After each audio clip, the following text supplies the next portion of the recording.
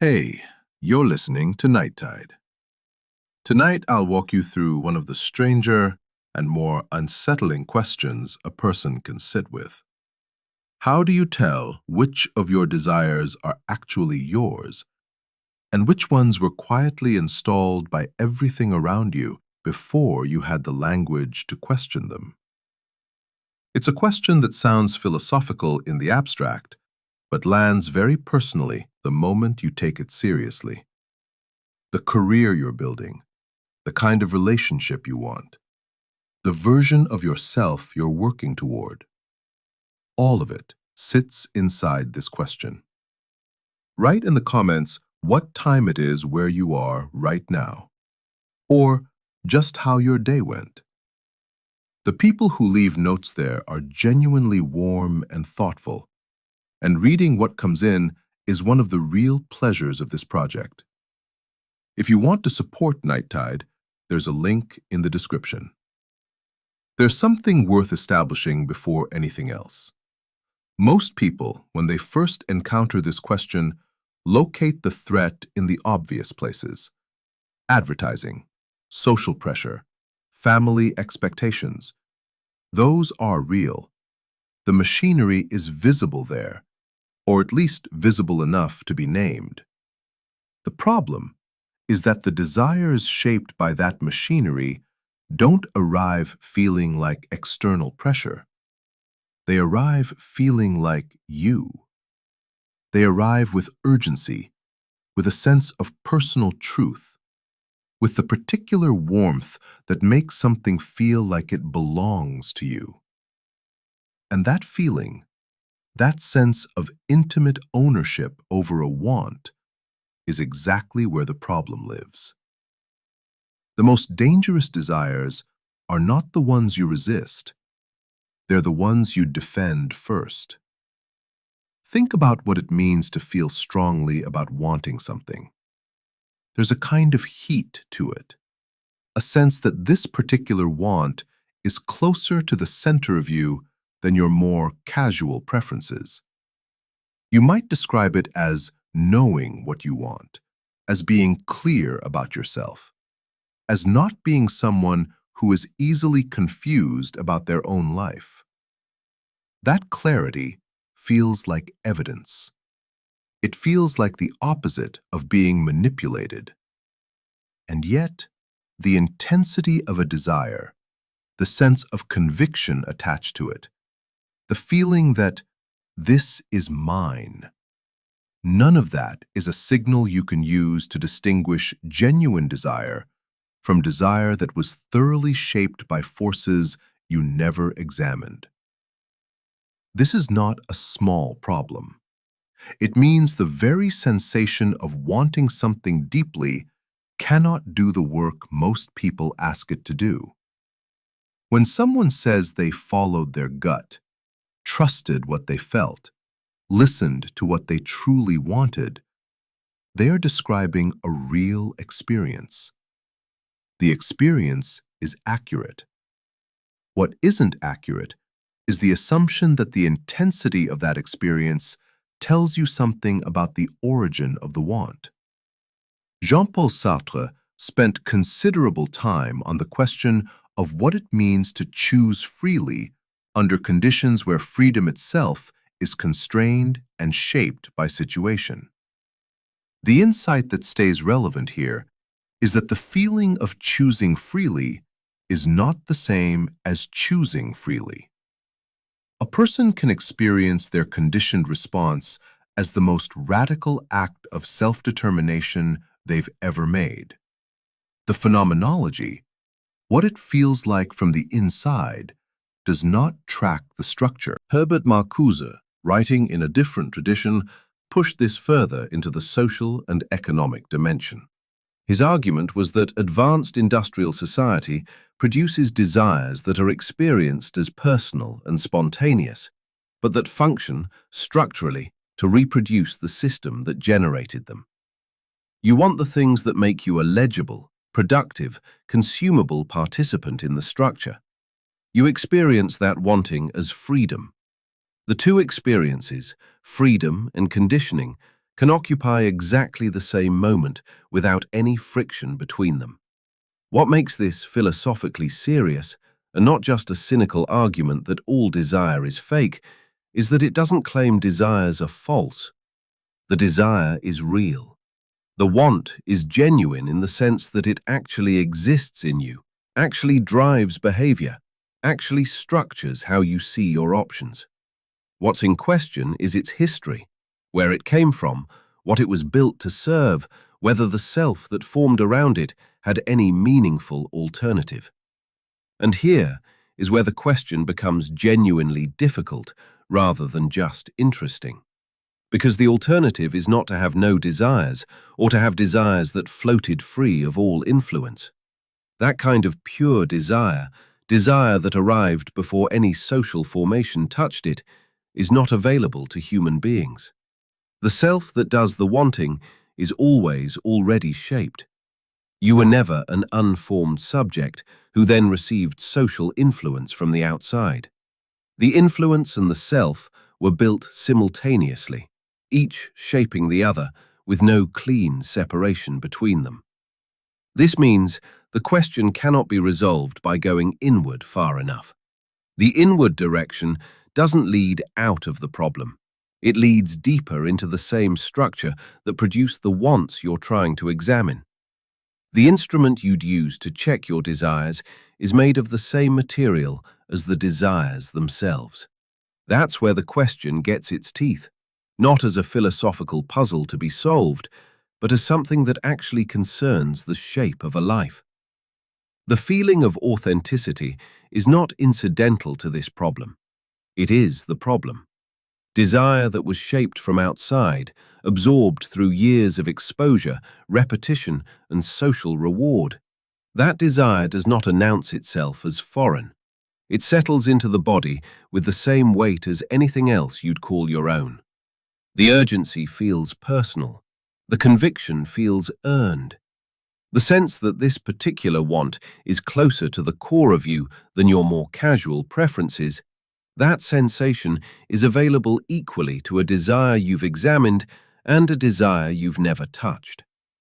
This needs to be stated clearly because the alternative version of this idea, that you can feel the difference, that genuine desire has a particular quality distinguishable from conditioned desire, is precisely what keeps most people from taking the problem seriously. They check how they feel.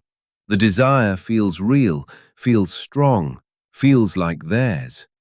That's the check, and that's where the inquiry stops.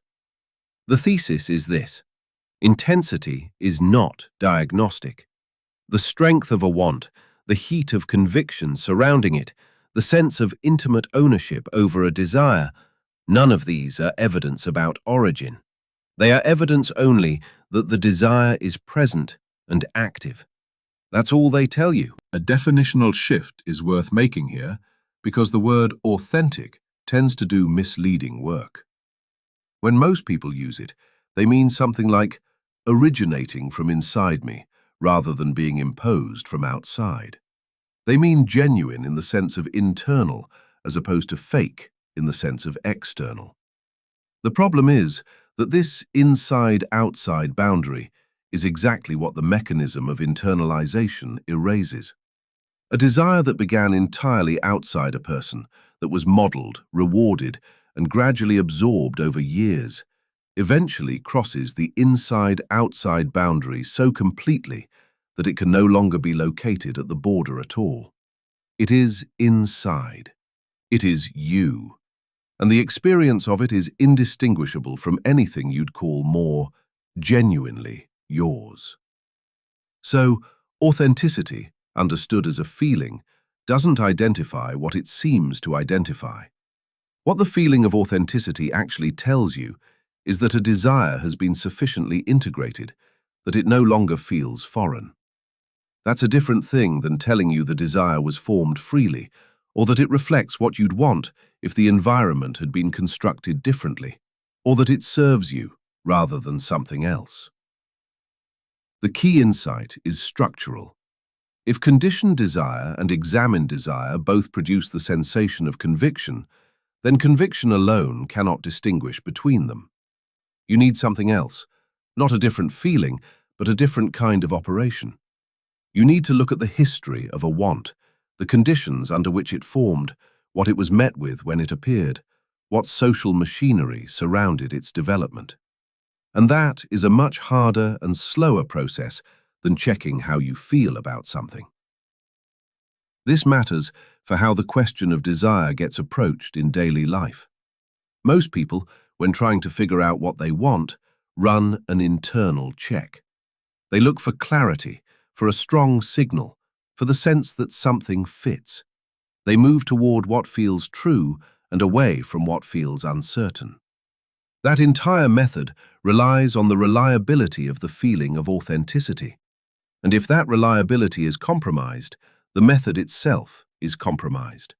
Not broken in a way that makes it useless, but broken in a way that makes it insufficient. You can't finish the work using only the feeling. The consequence is specific and uncomfortable. It means there are desires you have right now, organized, defended, central to how you present yourself, that you cannot verify through introspection alone. The want is real. The feeling attached to it is real. You are not wrong that you feel it. What you cannot determine from the inside, using the sensation of wanting, is whether that desire emerged from something that had your interests at its center, or whether it serves something else entirely, and you simply grew into it without noticing. This is where the problem stops being abstract and starts touching actual decisions. The career path pursued with genuine passion. The relationship configuration that feels natural and right. The version of success that seems obviously worth working toward. The sense that you know, at least in broad outline, what kind of life you want. Each of those sits inside the question, and none of them can be verified by the intensity of the feeling around them. What would it even mean to distinguish between them? The question deserves an honest answer rather than a reassuring one. It would mean being willing to ask where a particular want came from, not to dismiss it, not to automatically discredit it, but to actually trace its history. Who modeled it? What was the social reward structure around its development? What happens in the body when you imagine not having that want? Is it grief? Or is it relief followed immediately by fear? Those are different. The grief of losing something genuine and the fear of losing an anchor that was installed for other reasons. They can feel similar, but their underlying shape is different. The unresolved edge of this is that even the practice of examining a desire operates through a self that was shaped by the same environment. You are using your own judgment to evaluate your own judgments. There is no exit from that structure. There is only the difference between running that evaluation carelessly and running it with some awareness of its limits. Neither gets you to certainty, but one leaves you in a different relationship to what you want. The self that wants something has no vantage point outside itself from which to check that wanting. This is the central difficulty, and calling it a difficulty is almost too mild, because it isn't a problem you can solve with more effort or more honesty. It is structural. The apparatus you would use to examine your desires is made of the same material as the desires themselves. It was assembled by the same pressures, the same environment, the same years of exposure that shaped what you want in the first place. You cannot step outside that to audit it, because the stepping outside is also done by you, using the same instrument. This is the paradox that deserves to be named precisely rather than gestured at. When you try to examine whether a desire is genuinely yours, you are using your judgment, your intuitions about what rings true, your sense of what feels consistent with who you are. Every one of those tools was formed by the same cultural and social processes you are trying to evaluate. You are not an outside observer looking in at a system. You are inside it, made partly of it, and your attempt to observe it is itself one of its operations. Harry Frankfurt, the philosopher who spent a significant portion of his career working on will and desire, distinguished between first-order desires and second-order desires, between wanting something and wanting to want something, or not wanting to want it. His framework is useful precisely because it acknowledges that humans have a reflective layer. You don't just have desires, you have attitudes toward your desires. You can endorse them, resist them, feel ashamed of them, wish they were different. But the reflective layer doesn't escape the problem. The second-order attitudes, the ones that evaluate the first-order desires, were themselves formed under conditions. The values you use to judge your wanting were absorbed, modeled, and shaped. Reflection doesn't exit the structure. It is another level of the same structure. What makes this particularly resistant is that the very capacity for reflection feels like freedom. Sitting with a desire and asking whether you actually want it, whether it fits with what you value, whether it serves your life, that feels like exactly the kind of careful self-examination that would get you closer to something real. And it might. The problem is that it might equally well be the system examining itself, using its own standards, and finding itself satisfactory. Those two processes feel identical from the inside. You can think about this in terms of what Charles Taylor called the horizon of significance, the background framework of values, assumptions, and orientations within which certain things appear important and others appear trivial or irrelevant. Taylor's argument was that this horizon is not chosen. It is the condition under which choosing becomes possible at all. A desire forms within a horizon. When you examine the desire, you are still inside the horizon. What the horizon makes invisible is precisely what you cannot check. This doesn't mean examination is useless. It means examination has a structural limit that honest inquiry has to account for. There is a difference between running a self-examination that assumes the examining instrument is neutral and reliable, and running one that holds some awareness of the instrument's own formation. The second doesn't produce certainty. It produces a different posture, one that is less likely to mistake the smoothness of an answer for the truth of an answer. The attempt at resolution that most people reach for is something like: go deeper, be more honest, strip away the obvious social pressures, and find what remains. The logic is that if you subtract what you can identify as external, what's left is more authentically you. The issue is that what remains after subtracting the identifiable pressures is not some residual pure core. It is the pressures that were absorbed so completely they no longer feel like pressure at all. Those are the ones that resist subtraction because they've been reclassified as interior. The deepest layer of the self-examination is not a layer before culture. It is where culture has settled most thoroughly. Why can't this be resolved? Because resolution would require a standpoint outside the self as currently constituted, and no such standpoint exists while you are still you. The only version of you capable of doing the examining is the version built by the process under examination. Any act of reflection is simultaneously an act of the shaped self. There is no moment when you get to step out of that and look back at it from neutral ground. The ground is always already yours, which means it is always already formed. And yet something changes in people. Desires actually shift, sometimes radically. People find that what they organized their lives around no longer feels true, or find that something they never let themselves want suddenly has weight and presence. That fact that change occurs is real. It doesn't resolve the paradox, but it keeps it from being a closed system with no movement. The change doesn't come from escaping the structure. It comes from something inside the structure that the structure itself generates. A friction, a misalignment, a point where the shaped self encounters something it can't fully absorb, and that encounter leaves a mark. What this means for you specifically is harder to sit with than the abstract version.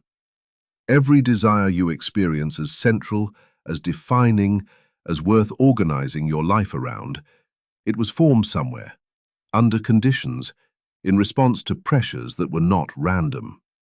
That doesn't make it invalid. It means you are carrying a history you can't fully read, using it to navigate forward, and the reading instrument is part of what you're trying to read. The work isn't to find a way out of that, it's to hold it with enough awareness that the unread parts don't run everything silently, without you having any say. The consequence that stays with this is quiet but significant. Most people live as though their desires are simply given, found rather than formed. The sense of finding something true about yourself feels different from the sense of having absorbed something from outside. But formation and finding may be the same event, experienced from the interior, which means the certainty that comes with deep conviction about a desire, the feeling of finally knowing what you want, may arrive precisely at the moments when formation is most complete and examination is most needed. There's a specific moment in the process of absorbing a value when the absorption completes. Before that moment, a person might occasionally sense the foreignness of what they're taking in, the way a professional standard, a family expectation, or a cultural script about what a successful life looks like still registers as something external, something being applied to them from somewhere else. They can still feel the seam. After the moment, the seam is gone. What was applied is now simply how they see things. The want that came in from outside has been reclassified, without ceremony, as a want that came from within.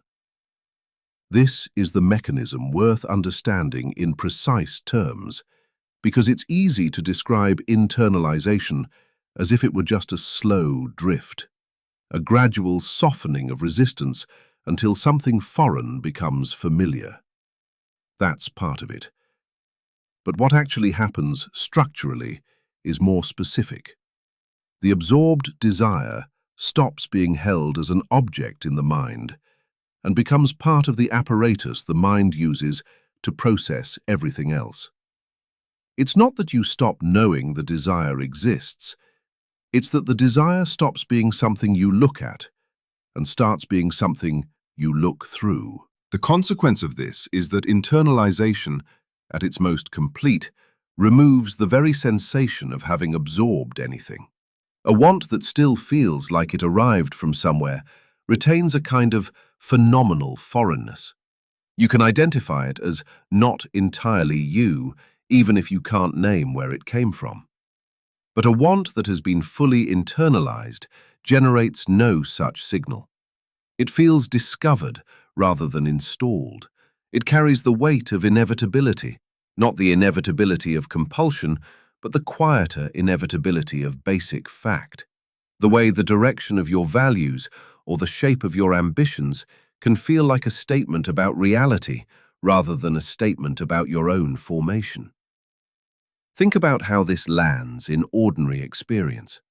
A person who grew up watching the adults around them organize their lives around financial security in a specific form, a particular kind of house, a particular kind of stability, a particular relationship to risk, may spend decades pursuing that configuration without ever having a clear moment of choosing it. It didn't arrive as a set of instructions, it arrived as a picture of what a life is. By the time they're making actual decisions about careers and savings and what counts as enough, the model isn't something they're following. It's the lens through which the decisions look obvious. The want is legible to them as their own, and it is theirs in every functionally meaningful sense. What it is not is examined. That's where the principle expands beyond the individual case. What's being described here isn't a psychological accident that happens to some people in some families. It is the default operation of how wanting forms in social beings. The family configuration is just one channel. The same process runs through educational systems, through the professional environments that shape what counts as ambition, through friendship networks that establish what is worth caring about, through the accumulated grammar of belonging that every person spends years absorbing. None of it arrives as instruction. All of it arrives as world. The structural principle is this: the more thoroughly a desire has been internalized, the less it announces itself as a desire at all.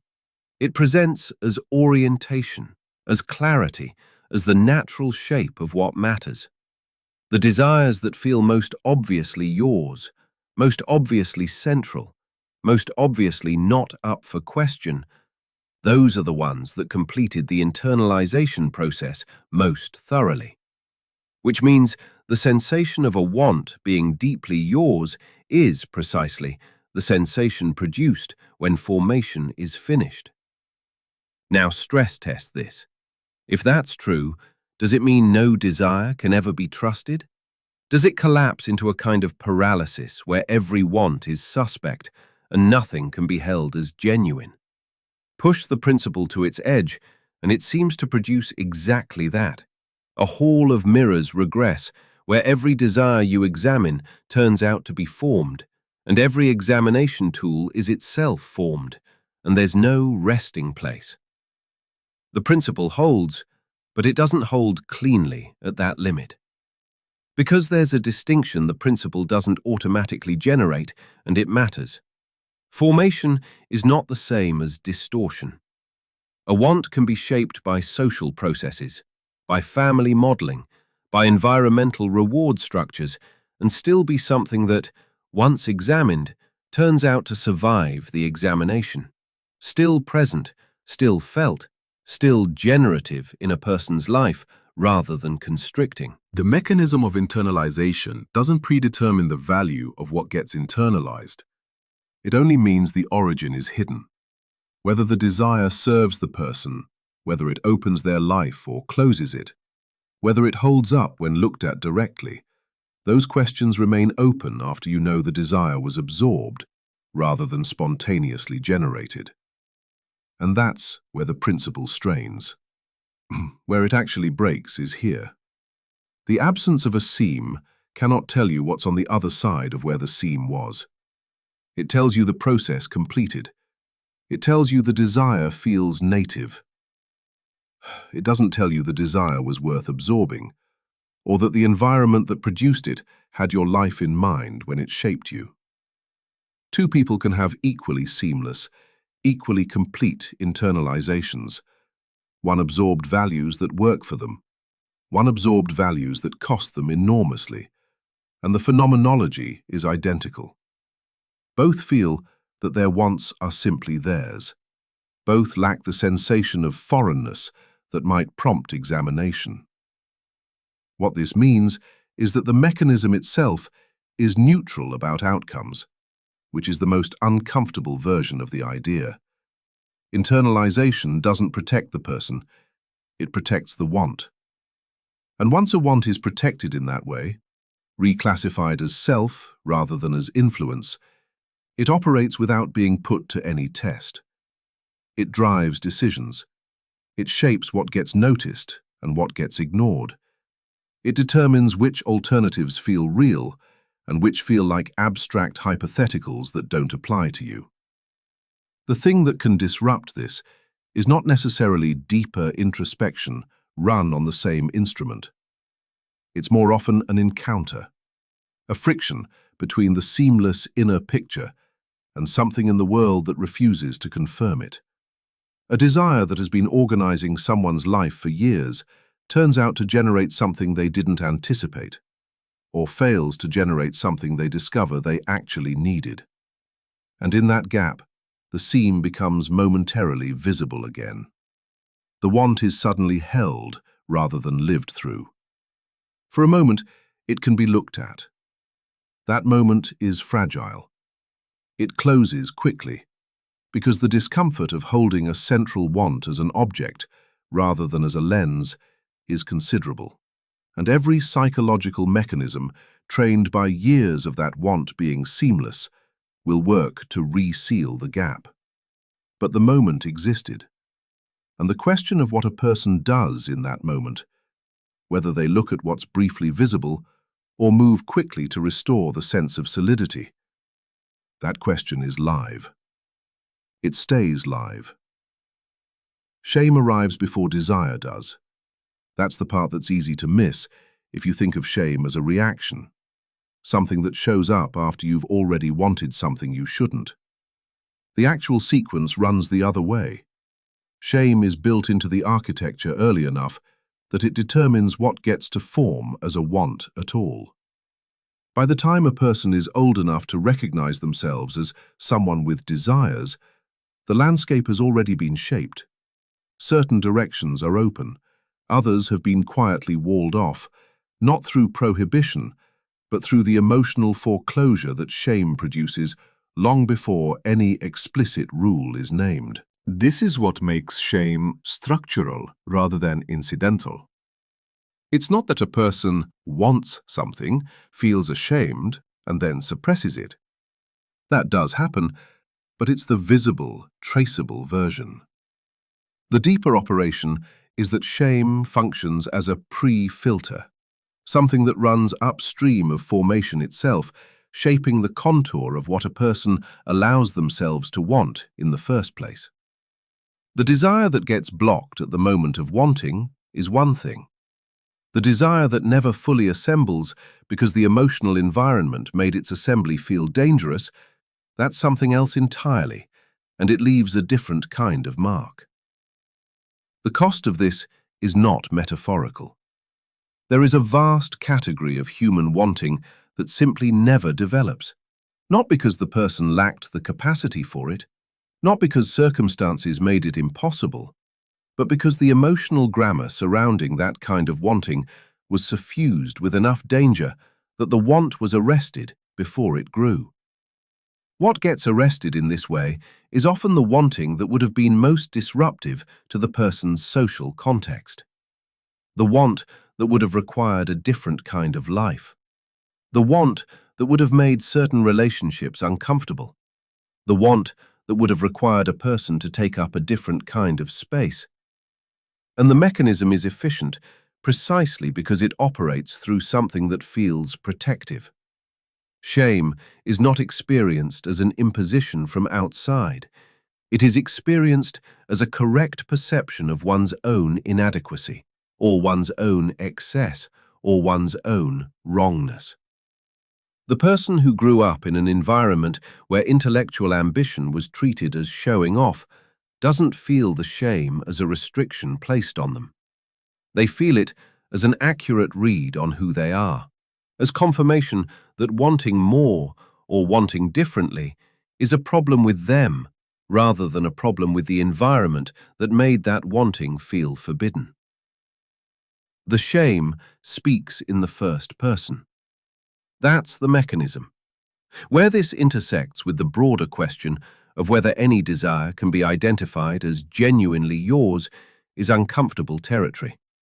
Because the desires that feel most securely yours, the ones you feel no shame about, the ones that seem to require no justification, are partly shaped by what shame cleared out of the way. You want what you were safe to want. The wanting that remains after the pre-filtering looks, from the inside, like the full landscape. It looks like the complete picture of what you are capable of caring about. The removed possibilities don't announce their absence, they simply aren't there. and you have no phenomenological access to what isn't there. There's a specific kind of self-knowledge that requires a person to take the absences seriously, to ask not only what they want, but what they have never let themselves want, and whether the never letting is a reflection of actual indifference or a reflection of foreclosure. That second question is harder because it requires a person to suspect their own sense of what they care about, and that suspicion doesn't come naturally. What comes naturally is to treat the landscape of your wanting as given, as simply the shape of you, rather than as the result of a long process of narrowing that involved other people's discomfort, other people's needs, and the emotional weather of environments you did not choose. The human cost here is not just abstract philosophical inconvenience. People organize entire lives around the desires that survived the pre-filtering. Careers, relationships, self-images, the way they explain themselves to others and to themselves.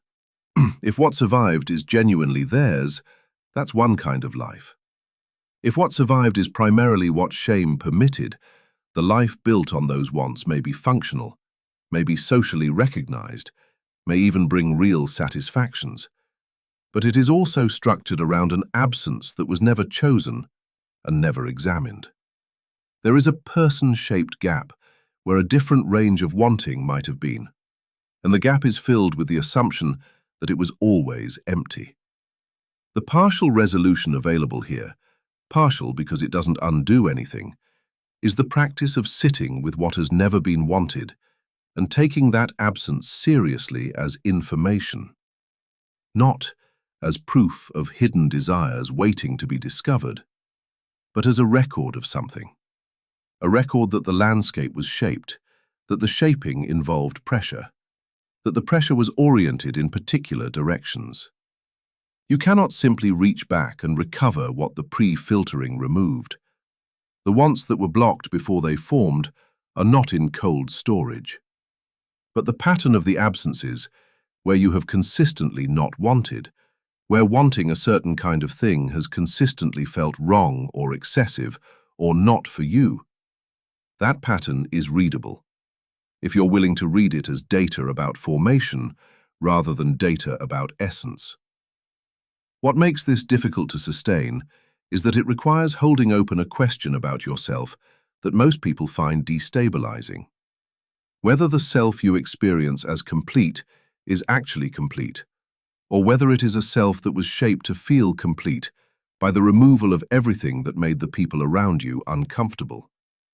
Both versions feel identical from the inside. The shaped self and the self that was never shaped feel the same. Shame's most effective work is that it leaves no fingerprints, only the smooth surface of a person who simply isn't particularly interested in the things they were trained not to want. The assumption that introspection can locate genuine desire is one of the most durable ideas in the Western tradition of thinking about the self. Go inward. Dig deeper. Listen to what you actually feel, beneath the noise, beneath what others want from you. The suggestion seems reasonable. It seems even generous, as if the truth of you is in there somewhere, and the project is simply one of excavation. What the assumption gets wrong is the nature of the instrument doing the excavating.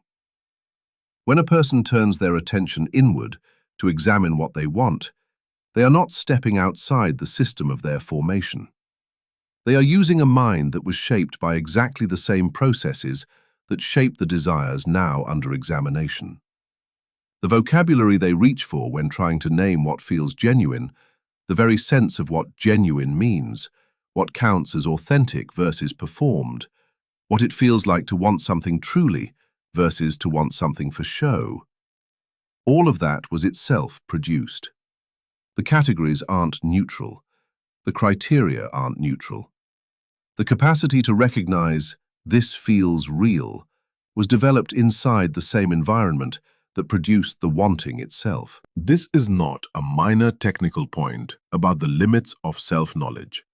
It changes what introspection can and cannot do. Done carefully, honestly, with real attention, introspection can reveal the content of your wants, what they are, how they feel, how urgently they press. What it cannot do, on its own, is tell you where they came from or whether they serve you. The sensation of looking inward and finding something that feels deeply yours is exactly the sensation produced by successful internalization.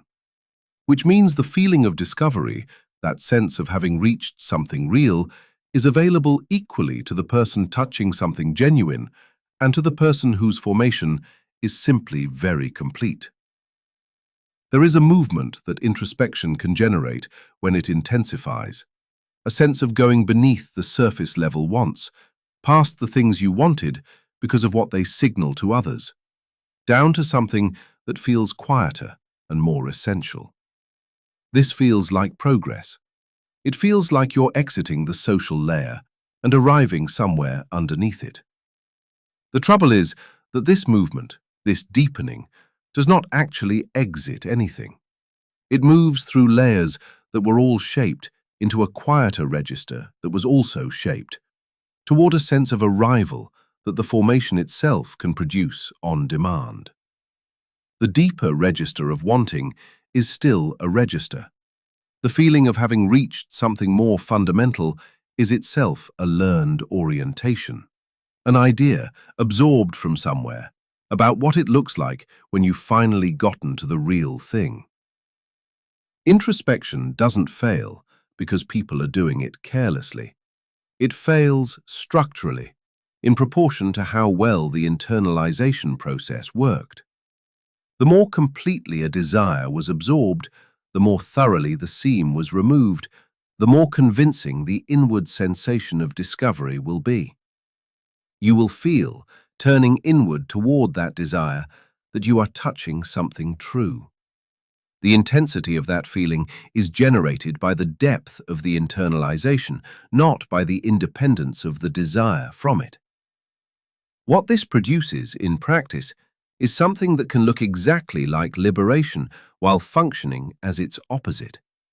A person who has been shaped by a particular set of values about what a life should look like, what kind of work deserves respect, what kind of relationship counts as a good one, what level of material security means enough, can engage in extended introspective practice and find, at the end of it, that they want exactly those things. Sincerely, without performance, with full conviction. The introspection confirmed the formation. It felt like discovery, which is precisely what formation prepares it to feel like. And here is where the complication sharpens. This doesn't mean introspection is worthless. The point is not to abandon it. A person who never looks inward at their own wanting is operating in a kind of automatic mode that doesn't even generate the question of origin. Introspection at least creates a site where the question can be present. What it cannot do is answer the question through the same act that raises it. Looking inward brings the desire into view. It does not reveal the desire's history or evaluate its alignment with the person's actual life. The transition this opens is toward a different kind of question. If going deeper inward isn't the exit from conditioned desire, the question becomes, what other moves are available? Where the signal comes from, if it doesn't come from the intensity of the felt inward experience? And the answer to that is less satisfying than the introspective model, because it doesn't promise arrival. It doesn't give you a moment when you've gotten through to the real thing. What it offers instead is something more like a sustained friction, a set of conditions under which the assumptions buried in a desire can occasionally become visible. Not through going inward alone, through contact with the world, with other people's different formations, with the places where a desire, followed far enough, produces something that doesn't match what it promised. The introspective model is attractive, partly because it places the authority inside you. It suggests you have access, that you are the expert on your own interior, that no one else can know better than you what you genuinely want. All of that is partly true, but the part that gets left out is that the interior itself was built by forces that had no particular interest in your freedom. The authority you have over your own interior is real. The interior was assembled by something else. Holding both of those things at once, not as a reason for despair, but as an accurate description of the situation, is harder than either the full cynicism that says, you can't know anything, or the optimism that says, you just need to listen carefully enough to hear what's really there. What makes it harder still is that the introspective promise is culturally reinforced on a massive scale. The idea that going inward is how you find what's real, that stillness, reflection, honest self-examination will deliver you to your genuine desires, is so widely circulated, so embedded in the language of self-understanding, that questioning it feels like questioning the possibility of knowing yourself at all. It doesn't feel like a methodology critique. It feels like an attack on something important. And that defensiveness, that sense that something essential is at stake when the introspective model is challenged, is itself worth paying attention to. The desire to believe that the inward route works is not a neutral preference. It carries the weight of a need, the need to have access to yourself, to be the final authority on what's true about you. That need is understandable. It doesn't make the methodology accurate. Comparative desire is almost never recognized as comparative. That's what makes it so difficult to locate. A person doesn't experience it as wanting what someone else wants. They experience it as simply wanting. The social origin of the wanting is invisible, because by the time a desire reaches conscious attention, it has already been processed through a layer of comparison so thoroughly integrated into perception that the comparison doesn't feel like a layer. It feels like the desire itself. The scale of this is worth sitting with before narrowing it down. Across the whole range of human wanting, what to achieve, what to own, what kind of person to become, what kind of life to be able to describe to others, a substantial portion runs through the mechanism of comparison. Wanting that is socially embedded, wanting that is shaped by visibility and recognition, wanting that is partly about the positions other people occupy and the distance between those positions and yours. This isn't a marginal feature of desire. It's closer to being the dominant operating system for how wanting works in social environments. Which means asking whether any given desire is genuinely yours requires, at minimum, asking whether it could have existed in the absence of anyone else's gaze. That second question is almost impossible to answer cleanly.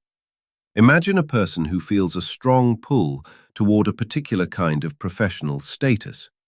Not the work itself, but the recognized version of it, the version with the title, the version other people understand immediately and receive with a particular expression. The pull feels personal. It has the texture of ambition, of something that belongs to them. When you ask them about it, they'll describe it in terms of what the work means to them, what it would represent, how it fits with who they are. And they're not lying. The desire is real. The language of personal meaning is accurate to their experience. What they may not be tracking is that the desire was assembled in an environment where that specific form of recognition was legible as valuable, where it circulated as the shape of a life that counted. The wanting was shaped by that circulation before the person was in any position to evaluate whether it was the form they would have invented if they had been building from nothing. This is what makes comparative desire structurally embedded rather than incidental. It's not a corruption of desire. It's closer to being desire's primary substrate in social life, the medium through which wanting becomes intelligible, communicable, and motivating. The comparison doesn't sit on top of a prior, purer want. For most desires and for most people, it runs underneath the whole structure. Markets and social hierarchies operate on precisely this. They don't generate wants from nowhere. They amplify and direct the comparative mechanism that is already active. If status-linked desires respond to visibility and hierarchy, then building systems that make certain objects, lifestyles, and achievements highly visible and clearly ranked is not manipulation of desire from outside. It is working with the grain of how social desire already functions, which makes it more effective, not less, and which makes the question of whether the resulting desire belongs to the person or to the system genuinely difficult to answer, because the mechanism involved is one the person was using long before any particular system engaged with it. There is a specific experience that occasionally makes the comparative layer briefly visible. A person gets something they wanted, the position, the recognition, the version of life they were reaching toward, and feels, for a period, that the wanting has been satisfied. Then, at some point, often without a clear trigger, the wanting reassembles around something slightly further out. The new target looks different, but functions identically. It is positioned at the edge of what is visible, held by someone slightly further along, carrying the same charge of meaningful distance. The experience of this cycling, if a person allows themselves to notice it, is disorienting.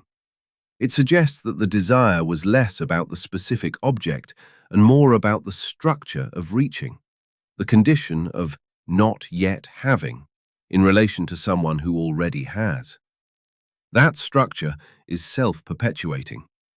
Reaching it produces a momentary satisfaction, then reinstalls the gap. What this means systemically is significant. If comparative desire is the dominant substrate, then a society organized around visible hierarchies and differential recognition is not merely reflecting pre-existing preferences. It is continuously producing the conditions under which comparative desire intensifies, reassembles, and stays in motion. The person caught in this loop isn't failing at self-knowledge. They are functioning exactly as the structure requires them to function. Their wanting is doing its job. Whether the wanting is theirs in any deeper sense than that is the question the structure has no interest in raising. The open question this leaves is uncomfortable.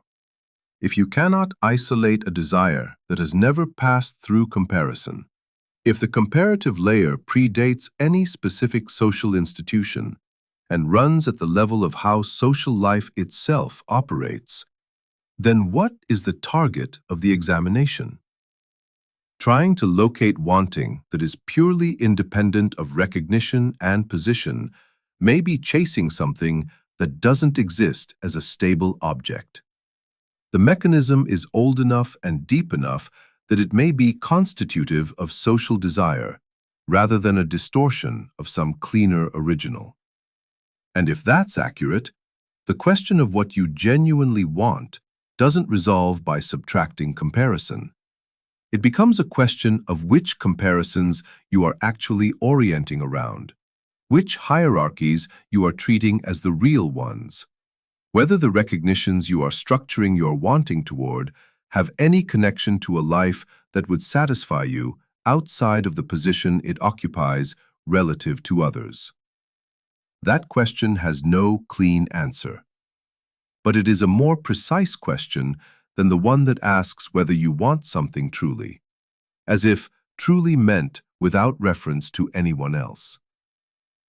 The desire for approval is not experienced as a desire for approval. That is the first thing to understand about it.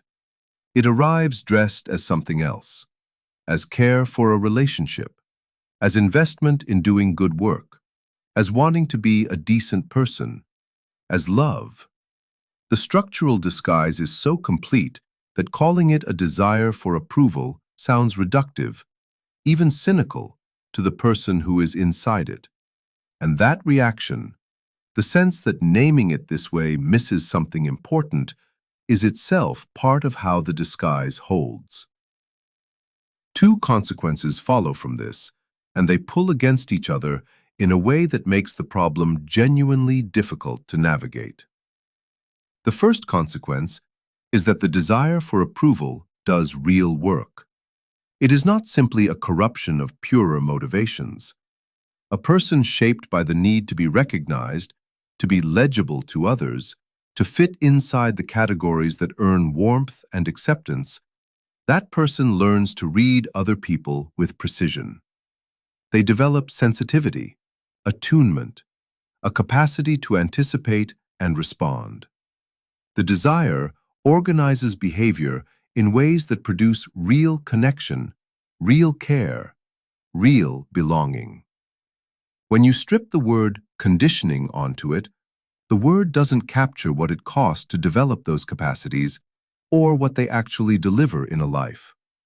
The want to be seen and recognized is not a small thing to dismiss.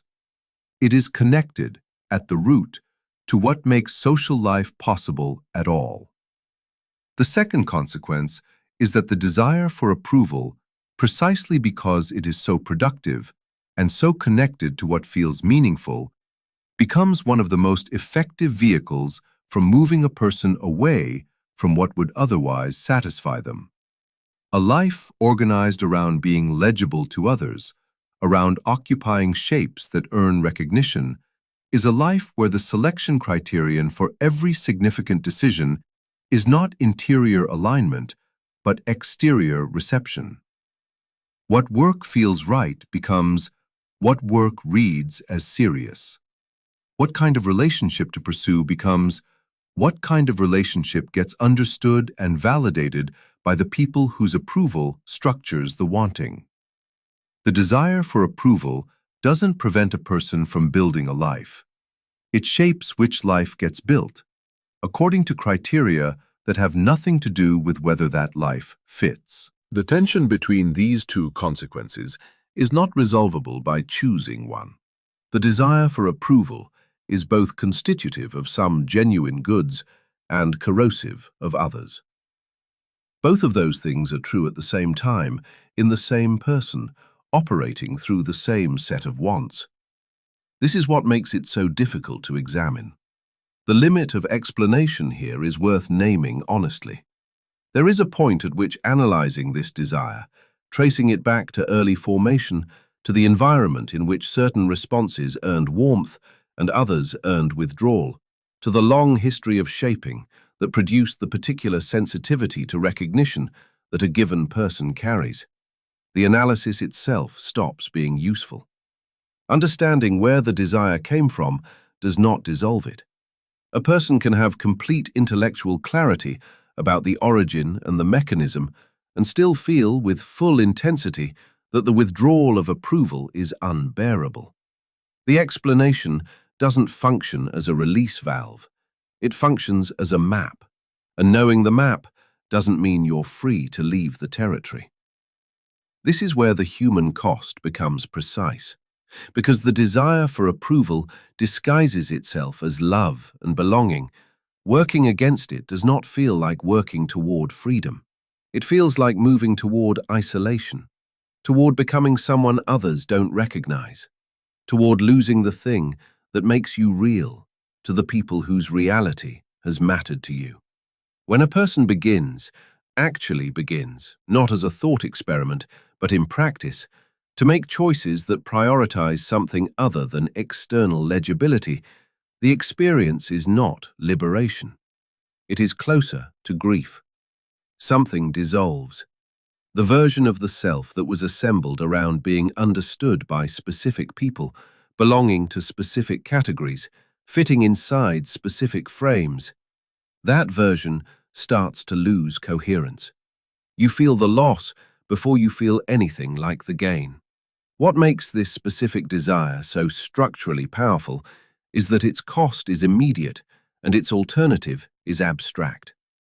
The approval you are risking losing is a real, felt, present thing. The warmth of being recognized, the comfort of fitting, the ease of moving through a world where you are legible and welcome. What you might gain by moving away from it is not yet formed. It is not a competing pleasure waiting to replace the one you're giving up.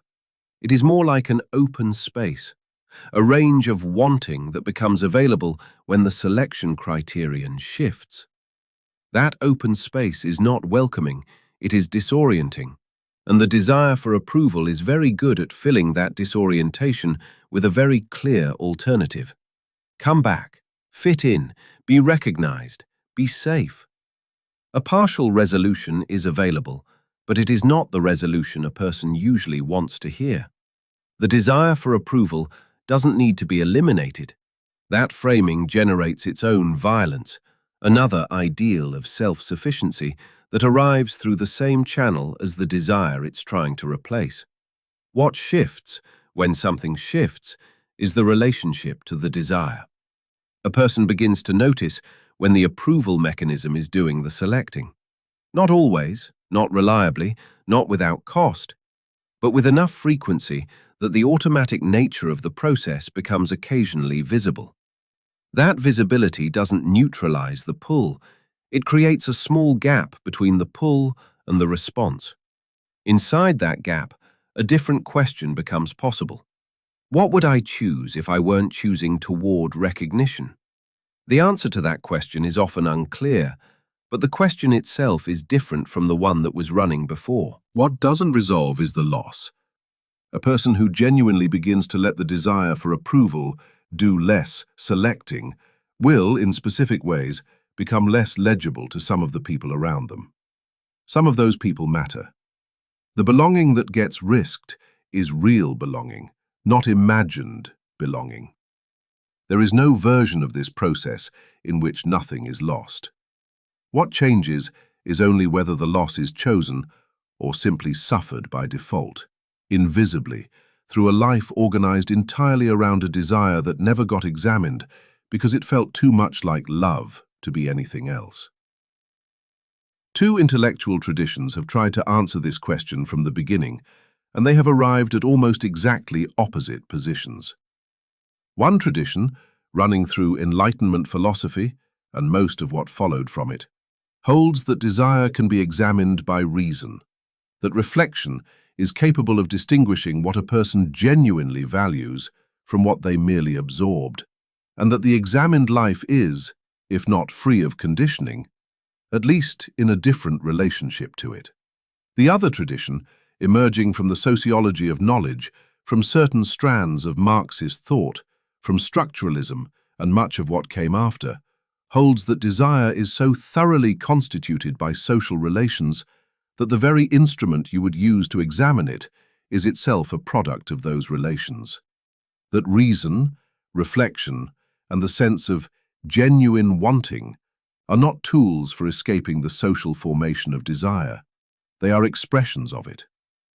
These are not positions that can be reconciled by splitting the difference.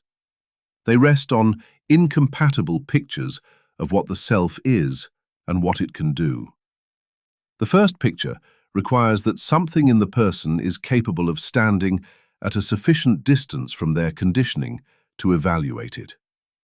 The second picture says that standing is itself conditioned, that the posture of critical reflection, the sense that you are capable of seeing yourself from outside, is available to you precisely because it is a socially produced capacity, trained into you in a particular cultural moment, carrying its own values and its own blind spots. Both pictures contain something accurate. That's what makes the opposition genuinely difficult rather than merely academic. The rationalist tradition is accurate, that people change what they want. This happens. It's documented in enough individual lives that it can't be dismissed. A person who has spent years organizing their wanting around a particular form of professional recognition undergoes something. A slow accumulation of discomfort, an encounter with a thought they can't put back, an experience that doesn't fit the existing framework, and afterward, they want differently. The want that previously felt urgent and self-evidently meaningful now sits differently. It hasn't disappeared, but its texture has changed, and the person's relationship to it has changed. Something happened. Calling that something reason or reflection may be imprecise, but the tradition that points toward it is pointing at a real phenomenon. The social constitution tradition is accurate that this change is never clean. The person who revises what they want doesn't arrive at a desire that has no social origin. They move from one set of socially available desires to another set of socially available desires, often borrowing the ideals of the revision itself from a cultural script. The examined life is also a social category. The person who decides to question their wanting has usually encountered somewhere the idea that questioning your wanting is a meaningful and valuable thing to do. And that idea did not originate inside them. It was available in the environment. The tradition that insists on this is also pointing at something real. Where both traditions fall short is at the same point. Neither gives an adequate account of what actually happens in the moment of change. The rationalist tradition tends to describe change as the application of better reasoning to previously unreflective desire, as if the process were fundamentally cognitive, a matter of arriving at a more accurate picture. But this doesn't capture the experience, which is usually not primarily intellectual. It involves something more like recognition, a quality of attention that is different from argument. The social constitution tradition, on the other hand, tends to describe the self as so thoroughly constructed that genuine change becomes conceptually almost incoherent. If the self is entirely produced by social relations, then the self that seems to be changing is just rotating among available positions, and the sense of genuine transformation is another illusion. But people who have actually changed what they want don't experience it that way, and their testimony about the experience is not nothing. What remains unresolved between these two traditions is the question of agency. Not agency in the sense of radical free will, neither tradition defends that. Agency in the narrower, more specific sense of whether a person can, through some combination of reflection, attention, experience, and sustained discomfort, actually alter their relationship to their conditioned desires in a way that is meaningfully different from simply exchanging one set of conditioned desires for another. Whether there is something that the examination does that is not just rearranging the furniture. This is not a question that can be settled by choosing the more appealing picture. The rationalist picture is more appealing because it offers something to do: reflect, examine, reason, revise. The social constitution picture is more unsettling because it implies that doing those things may be less powerful than they feel. Both of these are real risks. The appealing picture might be a consolation that keeps you from seeing how deep the conditioning runs. The unsettling picture might be a form of paralysis dressed up as sophistication. What the unresolved question means for you, right now, is something the abstract debate cannot resolve, because the debate is conducted at the level of general claims about all persons, and the question of your desire is irreducibly specific. Whether the thing you want has survived examination, whether the thing you take to be yours has been looked at rather than merely felt, that is not answerable by knowing which philosophical tradition is correct. It requires a different kind of attention, one that neither tradition fully specifies. The gap between the two positions is not just an academic gap. It describes a genuine uncertainty that a person lives inside when they begin to take this question seriously. The uncertainty is not whether conditioning exists. Both traditions agree it does. The uncertainty is whether the person who is conditioned is also, in some small and imprecise way, capable of a movement that is not entirely determined by the conditioning. Whether the examination of desire is something, or whether it only feels like something, that question stays open. And the fact that it stays open is not a failure of either tradition. It is the most accurate thing either tradition has managed to say. There is a category of want that never makes noise. It doesn't press against the edges of awareness, doesn't appear in the inventory of things a person has suppressed or denied. It simply never arrived. Or it arrived so partially, so briefly, so far from the conditions that would have let it form fully, that it left no trace a person would recognize as a trace. The absence of a desire is not the same as its suppression. That distinction is easy to state and genuinely difficult to sit with, because it asks something most people don't think to ask. Not, what did I want and couldn't have, but what did I never let myself want at all? The diagnostic value of silence is real. A person who examines what they pursue, the shape of the career sought, the kind of relationship built, the version of themselves they keep trying to inhabit, is working with the visible part of the record, the wants that made it through. But the wants that never made it through are also part of the record. They are the absences that structure the shape of what is present, and the fact that they are absent is not neutral. It is itself information about what the environment made possible, what the social formation allowed to form, what got enough oxygen to become a recognizable wanting, and what got so little that it never reached the threshold of legibility, even to the person who might have had it. Think of someone who genuinely cannot imagine having wanted a different kind of life. Not someone who tried and was blocked, but someone for whom the alternative never took any internal shape. The question isn't why they were blocked.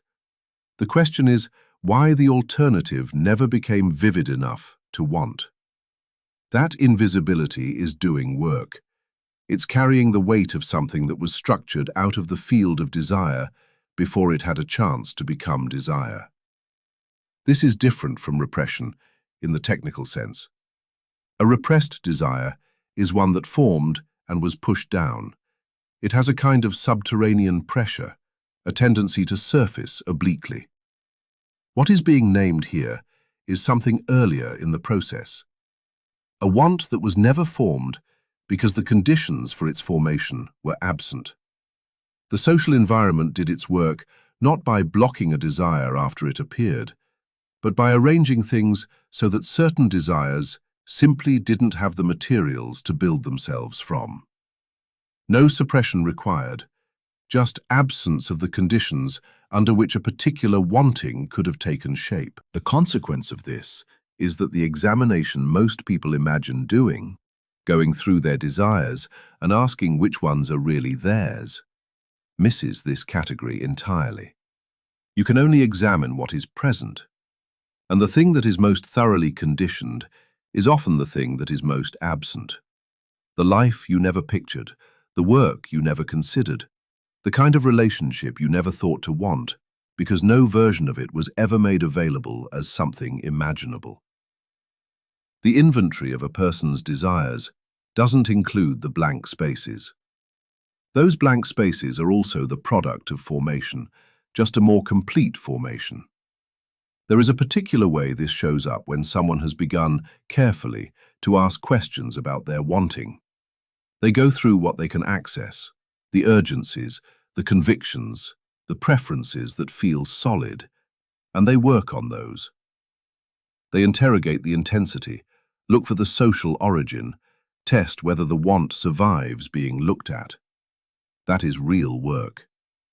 And it leaves untouched the layer that is doing just as much structuring, the range of wants that simply didn't form, the possibilities that never became candidates, the lives that were never live options. That layer doesn't show up in introspection because introspection operates on what is there. It has no instrument for reading what isn't. What makes this genuinely difficult is that you can't access what isn't there by looking harder. The want that never formed is not hiding. It is not waiting beneath the surface, available if the right question is asked. It requires exposure to something, a person, a context, a form of life that was not in the original environment, that makes the previously unimaginable become imaginable enough to be wanted. The want has to be created before it can be examined. And the creating happens through encounter, through the contingency of what a person happens to come across, not through introspection. This is where the distinction between suppression and non-formation matters most. If a desire was suppressed, a person has something to work with. Pressure, displacement, the oblique surfaces where the suppressed thing keeps appearing in altered form. There is a trail. With a desire that never formed, there is no trail. There is only the shape of what is missing, readable from outside in the pattern of what is present, but invisible from inside, where the absence simply feels like the absence of wanting anything else. Like the field is complete, like this is just what I want. That feeling, the completeness of the field, the sense that the wants you have are the wants there are. That is one of the most effective products of a thorough formation. It is not experienced as limitation. It is experienced as sufficiency. The person inside it doesn't feel constrained. They feel settled. And the settlement is real in the sense that there is no active discomfort pressing against it. The discomfort would require the absent want to have some form, some weight, some presence. It has none. It was never given the conditions to have any.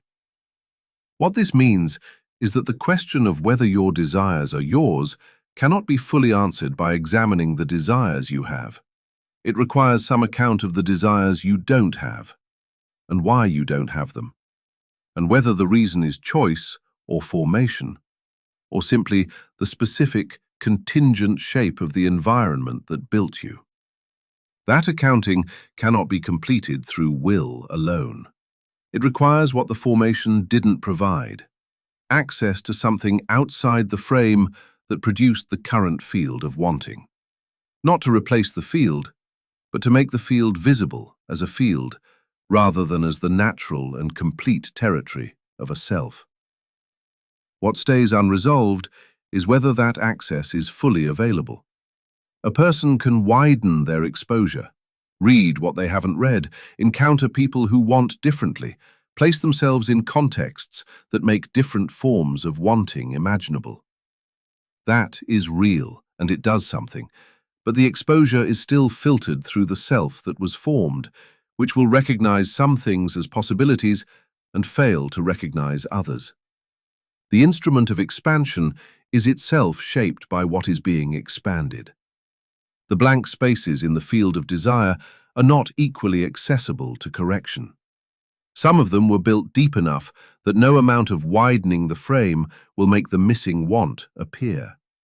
And the person standing inside that formation has no way to know which absences those are. There is nothing accidental about which desires feel natural.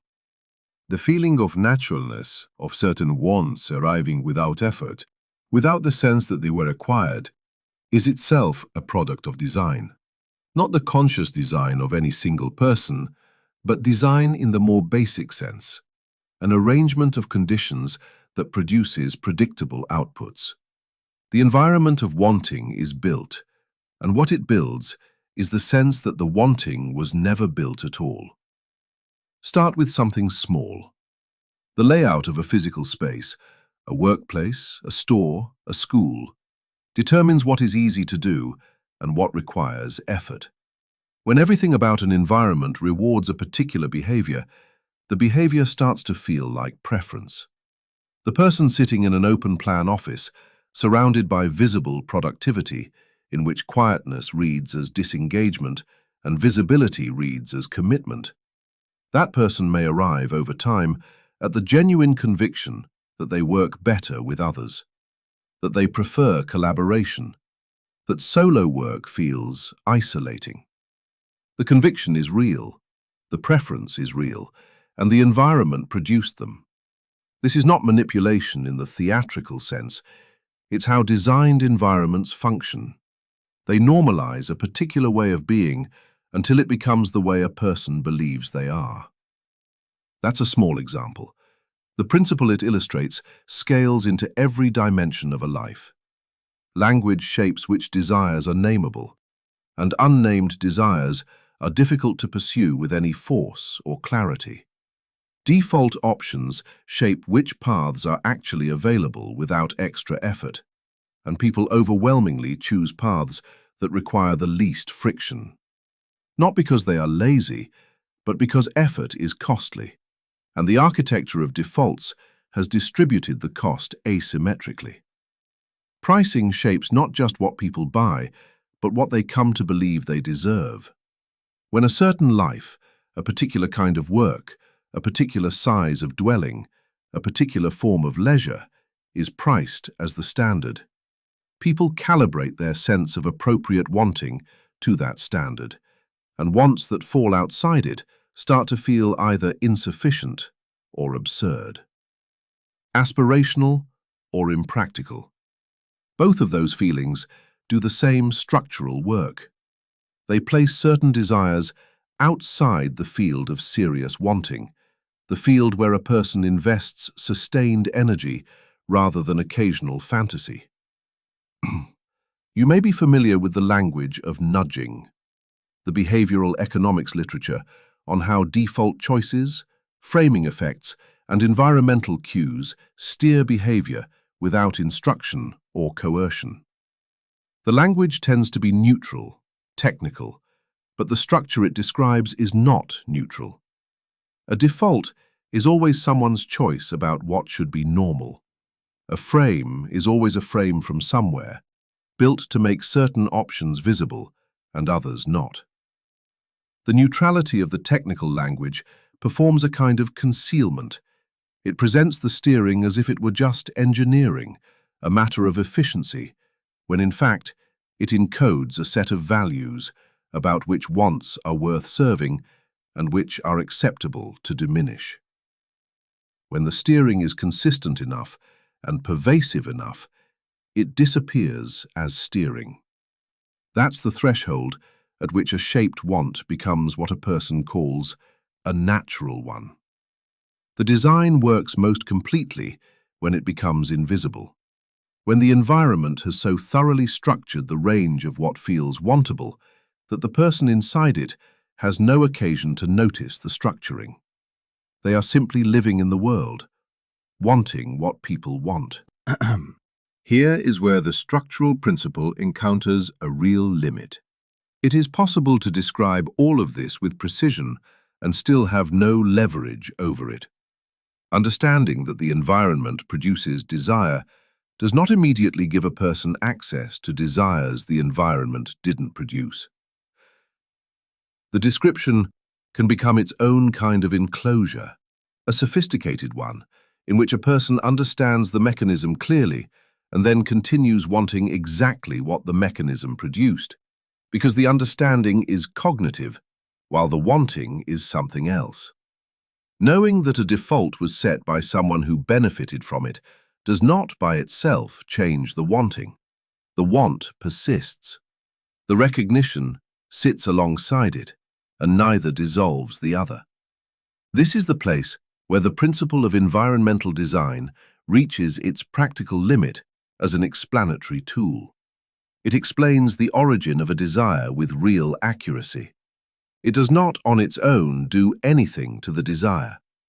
A person who has come to understand how pricing shaped their sense of what they deserve has not thereby acquired a different sense of what they deserve. A person who recognizes that the architecture of their workplace produced a preference for visible productivity has not thereby been freed from that preference.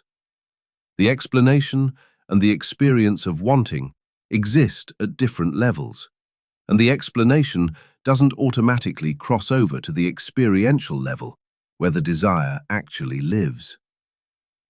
This doesn't make the understanding useless, but it changes what the understanding is for. Seeing the design is not the same as stepping outside it. It is more like developing the ability to hold two things simultaneously: the desire as you experience it, and the knowledge of the conditions that produced the desire. That double hold doesn't purify the wanting. It does something more modest and more sustainable. It introduces a gap, however small, between the want and the certainty that the want is simply yours, self-evidently and without history. That gap is uncomfortable to maintain. The desire to close it, to collapse back into the simple experience of wanting without the accompanying awareness of its production, is itself powerful. Holding the awareness is work, and the work is continuous rather than completed. The environment keeps producing new versions of the same structuring. The defaults keep being reset. The pricing keeps shifting to normalize new calibrations of appropriate wanting. The design is not static, it is ongoing, which means the attention required to notice it is also ongoing. Not a single act of recognition, but a posture that has to be readopted against constant pressure in the other direction. The transition this creates is not from conditioned desire to unconditioned desire. That passage is not available. What is available is a different relationship to the design, one that doesn't mistake it for nature, doesn't experience the engineered as the given, and holds open enough awareness of origin to prevent any particular want from becoming completely self-evident and therefore unexaminable. The design will always be there. The question is whether you are inside it without knowing it, or inside it knowing it, and whether that difference does any real work in how the wanting is lived. There is something quietly self-defeating about the impulse to examine your desires and ask which ones are really yours. The impulse itself arrives already shaped. The very idea that there is a genuine self beneath the social surface waiting to be uncovered, that authenticity is something you can locate if you look carefully enough, that the unexamined life is a life lived wrong. These are not private discoveries. They are culturally transmitted ideals with their own long histories, their own publishing industries, their own social rituals of performance and recognition. The person who decides to reject social conditioning in search of something more truly their own has not stepped outside the system. They have stepped into a different room of the same system. This is the paradox worth sitting with directly. Escape from conditioned desire is itself a conditioned desire. The wish to be authentic, to want what is genuinely yours rather than what was installed by the surrounding world, is circulated socially. It arrives through books, through certain kinds of therapy, through the cultural mythology of the individual who had the courage to stop caring what others think. It has a market. People sell it in courses and retreats and memoirs organized around the moment of awakening. It has social recognition attached to it, not from everyone, but from specific communities in which questioning your conditioning is itself a form of belonging, a marker of seriousness, a sign of being the kind of person who has done the real work. The desire to want authentically is legible to others. It produces approval from a specific audience, and the desire for that approval is exactly the kind of conditioned desire the whole project was meant to examine. What makes this more than ironic is that it's structural.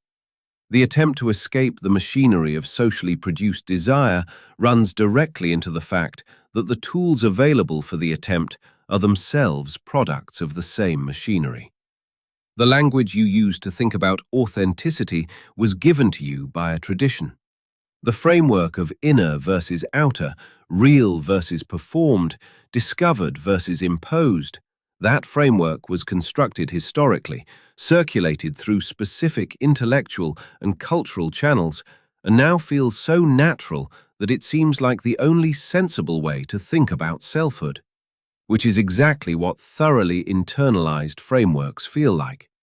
They feel like obviousness. They feel like the bare ground on which thought stands, rather than a particular arrangement of ideas that happen to become dominant and that could have been arranged differently. You begin to question your desires, and the questioning takes a particular shape. It goes inward. It asks what you feel when no one is watching, what you would want if approval were not available, what the underneath of the wanting looks like when the social performance is peeled back. This is recognizable as a method, and the method was taught. Someone, somewhere in the formation of the self that is now doing the questioning, installed the idea that inwardness is where truth lives, that the genuine thing is in the private rather than the public register, that stripping away the social reveals rather than destroys. That installation is very deep. It feels like epistemology. It feels like the natural way to know things about yourself. But it's a historically specific idea about the relationship between interior and exterior, and it brings with it a set of assumptions about where selfhood resides that are not self-evidently correct. This doesn't mean the questioning is worthless. It means the questioning is not innocent. The person who undertakes it is not arriving at the question from nowhere. They arrive shaped by the specific version of the authenticity project that their environment made available. And that version may be doing its own structuring of what the inquiry is permitted to find. Consider what the ideal of authenticity, in its most circulated contemporary form, tends to produce. It tends to produce a particular kind of self-presentation, the person who has done the inner work, who has shed the expectations of others, who wants what they want without apology. This is legible as a type. It is recognizable, which means it is social. The person inhabiting it is visible to a community that shares the same ideals and grants them recognition for the inhabiting. The escape from legibility has produced a new legibility. The rejection of conformity has produced a new conformity, organized around different markers. The wanting what is yours has been absorbed into a social script that specifies what a person who wants what is theirs looks and sounds like. None of this cancels the value of the inquiry. What it does is refuse to let the inquiry off the hook. The examination of desire cannot be completed by adopting the available social framework for examining desire and then following it to its conclusion, because the framework is itself part of what needs to be examined. This is not a paralysis, it is an additional layer. The questioning has to turn on itself eventually. It has to ask what shaped the questioning, who produced the tools being used for the inquiry, whose interests are served by this particular version of the authentic self, and what this version makes invisible while making other things legible. That turn is more uncomfortable than the original inquiry. The original inquiry has a clear protagonist, you, going inward, peeling back what is imposed to find what is real. The self-reflexive turn has no clean protagonist. It implicates the project itself. It makes the examination part of the thing being examined, and that implication tends to produce one of two responses: abandonment of the whole project as futile, or a much more careful, slower, less certain version of the inquiry that no longer expects to arrive at something pure. The consequence for how this is actually lived is that the examination of desire, if it is done seriously, does not eventually produce clarity about which desires are yours. It produces a sustained relationship with the uncertainty of that question. The authenticity framework promised a destination. Know yourself, want what is yours, stop wanting what was given to you by others. What the examination actually delivers, if it is not arrested prematurely, is the ongoing recognition that the boundary between your desire and the socially produced desire cannot be drawn cleanly. That drawing it cleanly would itself require a social tool for drawing it. and that the most honest relationship to the wanting is one that holds that unresolvability rather than escaping it in either direction. Neither the comfort of settled conviction nor the performance of liberated authenticity. Something more difficult and more accurate than either. There are things you want that you have never said out loud. Not because you decided against saying them, not because you weighed the consequences and found the risk too high, but because the process of saying never started. The want exists somewhere in the vicinity of your attention, unformed, circling, and you have never moved toward it directly. You have never given it a name. Naming is strange work. It feels like it should be passive, a word for something already present, a label placed on what is already there. But the act of naming does something more than labeling. When you name a want, you make it available for examination, for pursuit, for conversation, for decision. You make it real in a different way than it was when it was only felt. The named want has edges. It can be compared to other wants, acted on or set aside, communicated to another person. The unnamed want has none of that structure. It circulates in a kind of ambient state, pressing on attention without ever becoming specific enough to be reckoned with. The question that opens this is deceptively practical. What are the wants you've never named? Not suppressed, not pushed down after they formed clearly, but never named at all. This is a different category. Suppression involves a desire that arrived with some force and was managed, redirected, refused entry into action. What's at stake here is quieter and harder to locate. The desire that never fully assembled because the process of assembly was never permitted to begin. The tension this creates is real because naming requires more than language. It requires something like permission, not external permission, not someone else's approval, but an internal one, a prior conviction that what you're about to name is nameable, that it belongs to the category of things a person like you is allowed to want. And that prior conviction is not neutral.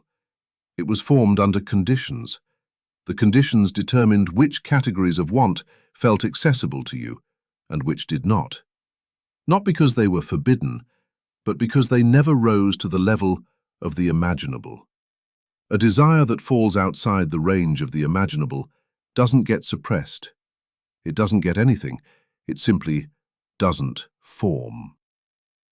Someone in their late 30s realizes they have never once, in any genuine and sustained way, imagined a life without a particular structure they built in their 20s.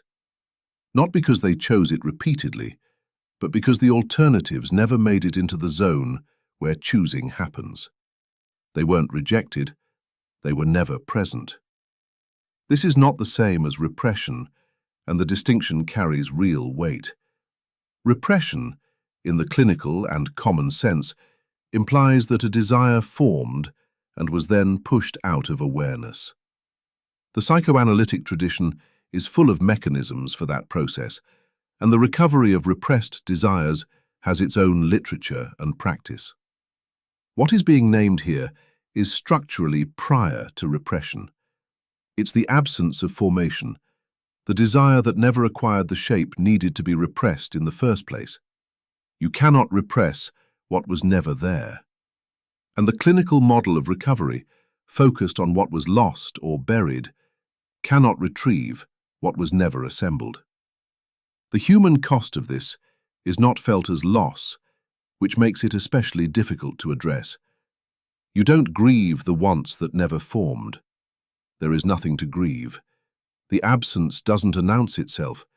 It sits where something could have been, and you have no occasion to notice it because you are busy with the wants that did form, the ones the environment made possible, the ones that arrived already shaped into the nameable range. Your life is organized around those wants. They feel complete. The gap where other wants might have been is not visible from inside the life the formed wants built. What makes naming a practice rather than an event is precisely this. It requires approaching the edges of your own wanting, the places where language starts to thin out or fail, where you reach for a word and find something vaguer than you expected. That reaching is significant. The vagueness is not a failure of expression. It may be the outline of something that was never given permission to become precise. The slow, imprecise, sometimes wrong work of trying to name it is not the same as having the desire fully formed and clear. Naming the unnamed is part of the process by which the unnamed becomes something you can actually relate to as a want. Imprecision here is not failure. The person who begins to name something they have never named before will often get it wrong the first several times. The first word they reach for will be approximate, borrowed, taken from the nearest available social script. That's expected. Language for desire comes from the culture first. What matters is whether the approximation is held long enough to be tested against experience, or whether it's taken as definitive and then lived with the same uncritical acceptance as any other inherited want. The borrowed word for the unnamed thing can become a container that shapes what fills it, which is why the naming has to remain a question rather than becoming a new, settled conviction. The refusal to name is also not neutral. There are ways of maintaining the unnamed state deliberately, keeping certain wants in the ambient zone, not vague enough to be gone, but not named enough to be reckoned with.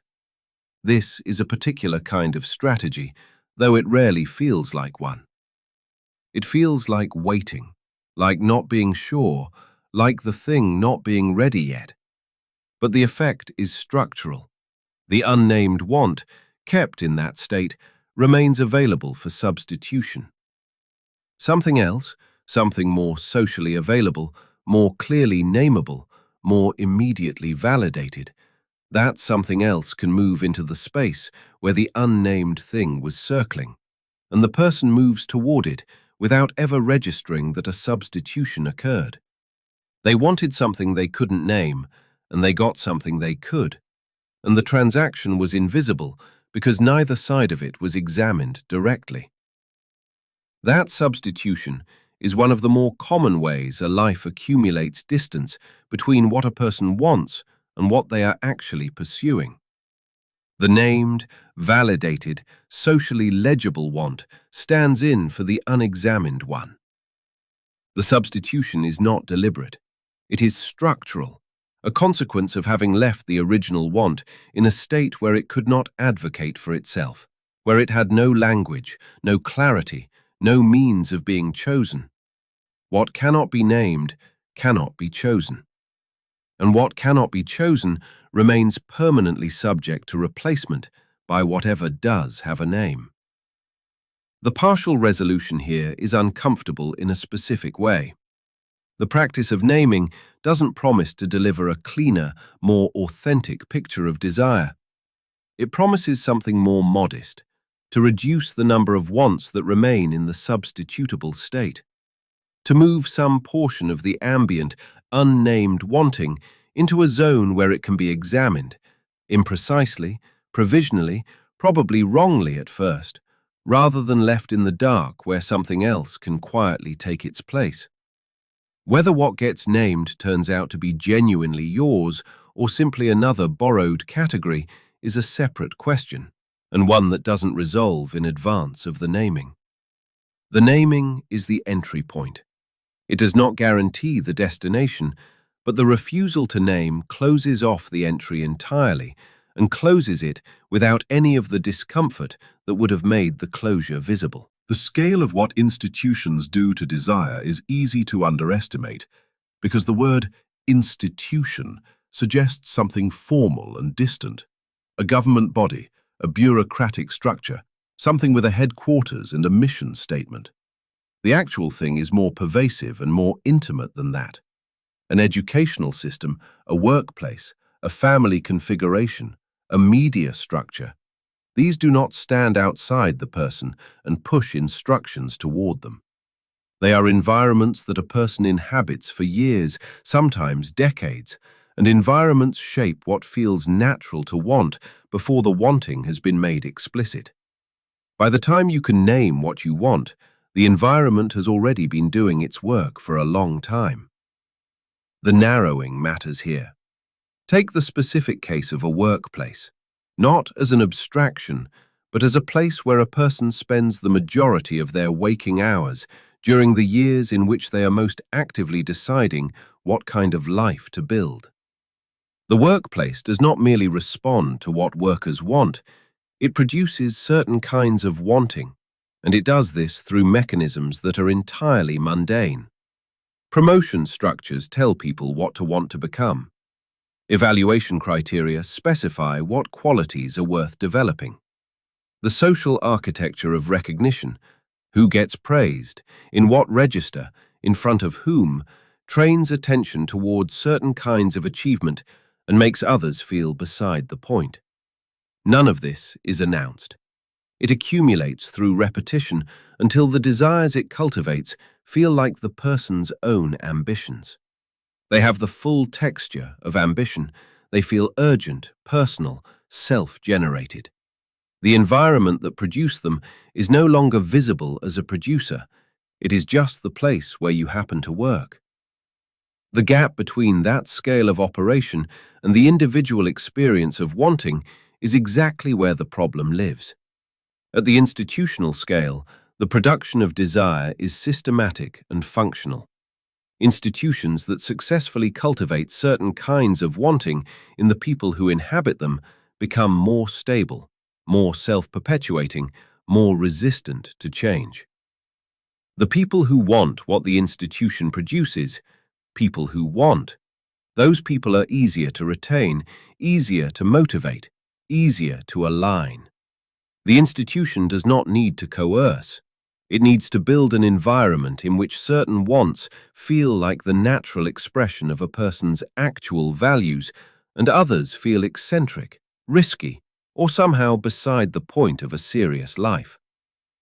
At the individual scale, this process is experienced as personal development. You enter a structure, you learn what matters in it, you begin to care about those things, and the caring feels like growth. It feels like discovering what you value. The feedback loops reinforce this. When you pursue what the institution has shaped you to pursue, you receive recognition, advancement, the sense of competence and belonging. When you pursue something the institution has not cultivated, something more idiosyncratic, less legible within the structure's reward system, the feedback is different. Not necessarily hostile, but thin. The absence of recognition is its own training. It teaches, without stating anything directly, that this particular want is not the kind of want that produces outcomes here. Most people, after enough repetitions of that lesson, stop generating that kind of want within that environment. The want doesn't get suppressed, it simply stops forming, for reasons that never had to be explained. What this means systemically is something more significant than the sum of individual cases. Educational systems, to take a different environment entirely, do not simply transmit knowledge about which subjects exist. They transmit information about which subjects are serious, which aspirations are legible, which kinds of intelligence are worth cultivating, and which are ornamental. A child who spends 12 or 13 years inside a structure that rewards certain cognitive styles and ignores others does not emerge from that structure with a neutral palette of desires from which they then freely choose a direction. They emerge having internalized a hierarchy of what is worth wanting, and that hierarchy was constructed by the institution according to criteria that served the institution's function, not the child's flourishing. The institution was not asked whether it would like to produce particular kinds of wanting. That production is constitutive of how it operates. This is not incidental to how institutions sustain themselves, it is central. An institution whose participants genuinely wanted something outside the institution's capacity to provide would face constant internal pressure toward transformation or dissolution. The much more stable arrangement is one in which the institution produces the wanting that the institution can satisfy. The school produces the desire for credentials. The workplace produces the desire for advancement within its own structure. The media configuration produces the desire for the kind of attention and stimulation it is organized to provide. These are not conspiracies, and the people who run these institutions are not, for the most part, consciously engineering desire.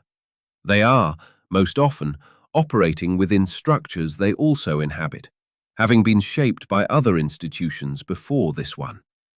The production of wanting is structural. It happens because of what environments are, not because of what any individual within them intends. The consequence for the person trying to examine their desires is that the examination has to go further back than the individual choices they made. It has to ask what environments they inhabited during the years when the wanting was being formed and what those environments were organized to produce. This is not a comfortable inquiry. The years spent in particular institutions are often the years a person is most likely to have invested identity in: school, early career, family formation. The desires those environments produced are likely to be the desires most tightly woven into the person's sense of self, most defended, most likely to feel like the core of who they are, which is precisely what makes them the most important to examine and the most difficult. The open question here is one that the systemic analysis cannot fully answer. If the production of desire is institutional and structural, and if the institutions a person inhabits during their formative years have already done their work before the person is in any position to evaluate it, then at what point does examination become possible? The question is not rhetorical. Some people do genuinely alter what they want, do seem to extricate themselves from at least some of what their environments produced. Not completely, not cleanly, but measurably. What makes that possible for some people and not others is not obviously a matter of intelligence or will.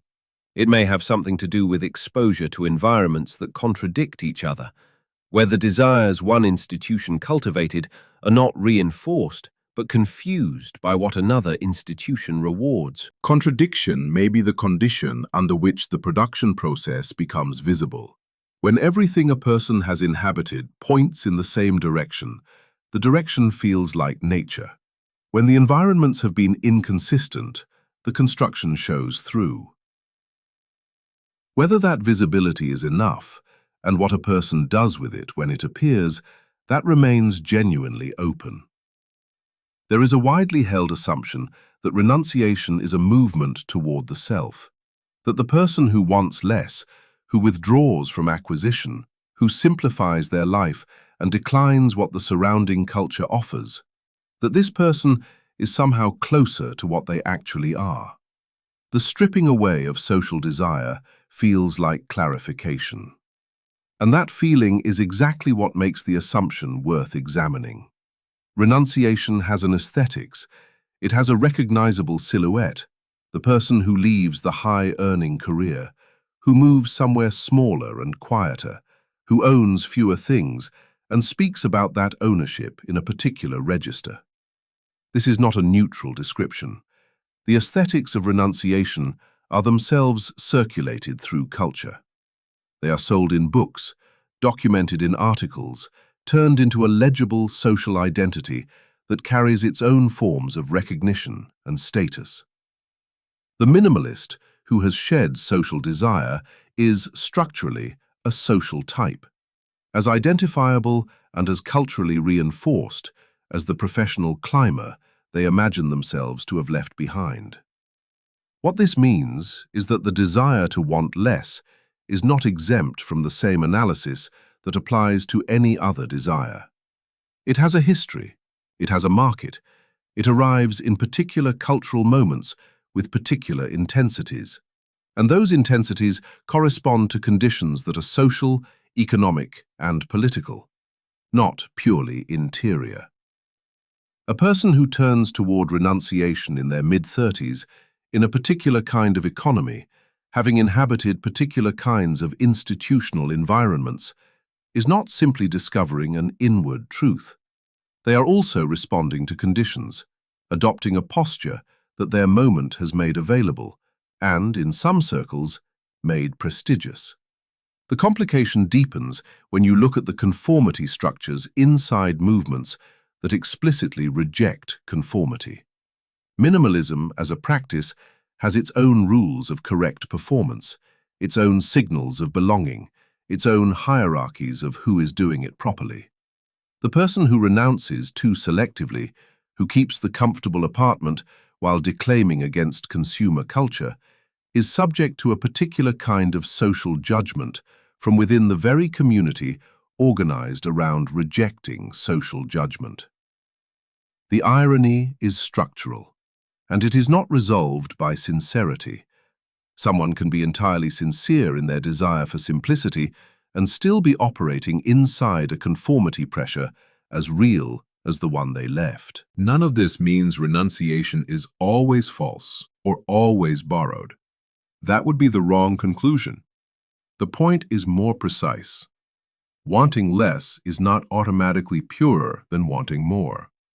The direction of desire, toward accumulation or away from it, does not itself determine whether the desire has been examined or simply adopted from a different social script. You can move from one set of prescribed wants to another and feel, at every stage, that you are finally living according to what you actually value. The feeling of finally being real is available across the full spectrum of directions a life can take. It attaches to the executive and to the person who leads the executive life. The sensation cannot be used as evidence. What actually distinguishes examined desire from adopted desire is not its content. It is not whether the desire points toward more or less, toward engagement or withdrawal, toward complexity or simplicity. The distinction, if there is one, lives in whether the desire has been held up and looked at, not defended on first contact, not immediately incorporated into a story about who you are and what you have realized, but actually questioned, which means that renunciation, like any other form of wanting, can be examined or unexamined. And the version that arrives already packaged with a community, an aesthetic, a vocabulary, and a set of recognition structures, that version arrives with particular pressure not to be questioned, because questioning it risks the belonging the community provides. This is where the transition principle becomes clear.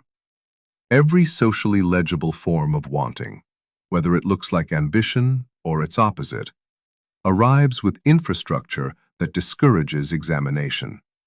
The infrastructure is not hostile, it is welcoming. It offers belonging, language, shared reference, a sense of mattering. These are powerful rewards. Refusing them, or even temporarily suspending the belonging in order to question the desire that led there, is not a comfortable act. It means inhabiting the desire without the social scaffolding that makes it feel validated, and asking whether it holds up under its own weight, without the reinforcement. Most desires, including the ones that came dressed as liberation, have never been asked that question. And the asking is not a one-time event. It is a posture that has to be held, even when, especially when, the community around you is offering to make the question unnecessary. When you begin to question a desire that has organized your life, something happens that is not adequately described as discomfort. It is closer to structural instability. The desire was not floating freely, available to be examined from a safe distance. It was load-bearing. The career you chose, the relationship you entered, the city you moved to, the version of yourself you have been building for years. These did not form around a neutral set of preferences. They formed around what you wanted, or what you believed you wanted. Question that, and the structure it was supporting becomes uncertain in ways that go well past the original question. This is the specific cost of beginning the examination, and it is worth being exact about what makes it a cost. The wants that are hardest to examine are not the trivial ones, the preference for one kind of food over another, the aesthetic inclinations that carry no particular weight. The wants that are hardest to examine are the ones you have organized the most around, which means they are also the ones most tightly woven into the story you carry about who you are. A person who has spent a decade building towards something, a particular kind of professional standing, a particular kind of relationship, a particular kind of life that felt, from the beginning, like the right direction, has not just been pursuing that thing, they have been becoming someone who pursues it. The pursuit and the identity are not separable after a certain point. To question the want is to question the person the wanting made. The difficulty is not psychological weakness, and it is worth resisting the framing that treats hesitation here as avoidance or cowardice. The difficulty is structural. Desires are not stored separately from the self that holds them. They are constitutive of how a person recognizes themselves, what feels like a natural next step, what kind of achievement registers as meaningful, what absence feels like loss. When you are inside a want deeply enough, it no longer presents itself as a want. It presents itself as an orientation toward what matters. Questioning the want then feels indistinguishable from questioning what matters, which feels indistinguishable from questioning whether anything does.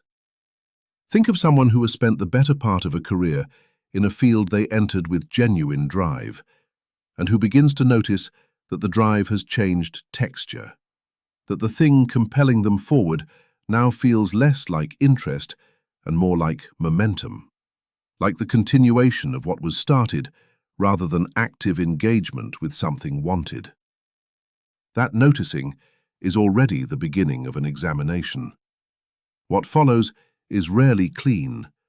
The question of whether the original desire was genuine, whether it has simply evolved, or whether it was always partly borrowed from the environment that made the field feel like the obvious, serious choice.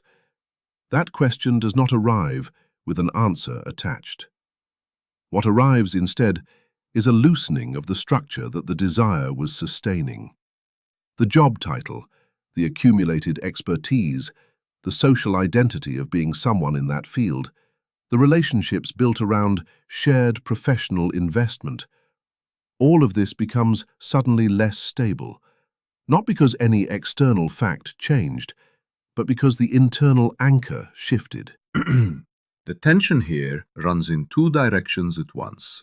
On one side is the pull of continuity, the enormous pressure that a life organized around particular wants exerts simply by virtue of having been organized around them. The longer a desire has been structurally central, the more costly its examination becomes, because the examination doesn't happen in isolation. It happens while the structure built around the desire is still standing, still demanding to be maintained, still generating its own expectations and obligations and social meanings. Examining a desire doesn't pause the life it generated. The two run in parallel, and the friction between them is one of the primary reasons most people stop the examination before it is done. On the other side is the pull of what the examination makes visible. Because the examination, when it actually proceeds rather than being abandoned, does surface something. Not a hidden, authentic self waiting to be uncovered, but a different quality of relationship to the wanting. The desire, once looked at, is no longer entirely invisible to the person who holds it. Even if it remains, even if the examination produces no immediate change in direction, something has shifted in how the desire is held. That shift has its own costs. Holding a desire with even partial awareness of its history, its social origins, its relationship to what was available to want in the environments you inhabited. That awareness does not make the desire more comfortable. It makes it more demanding.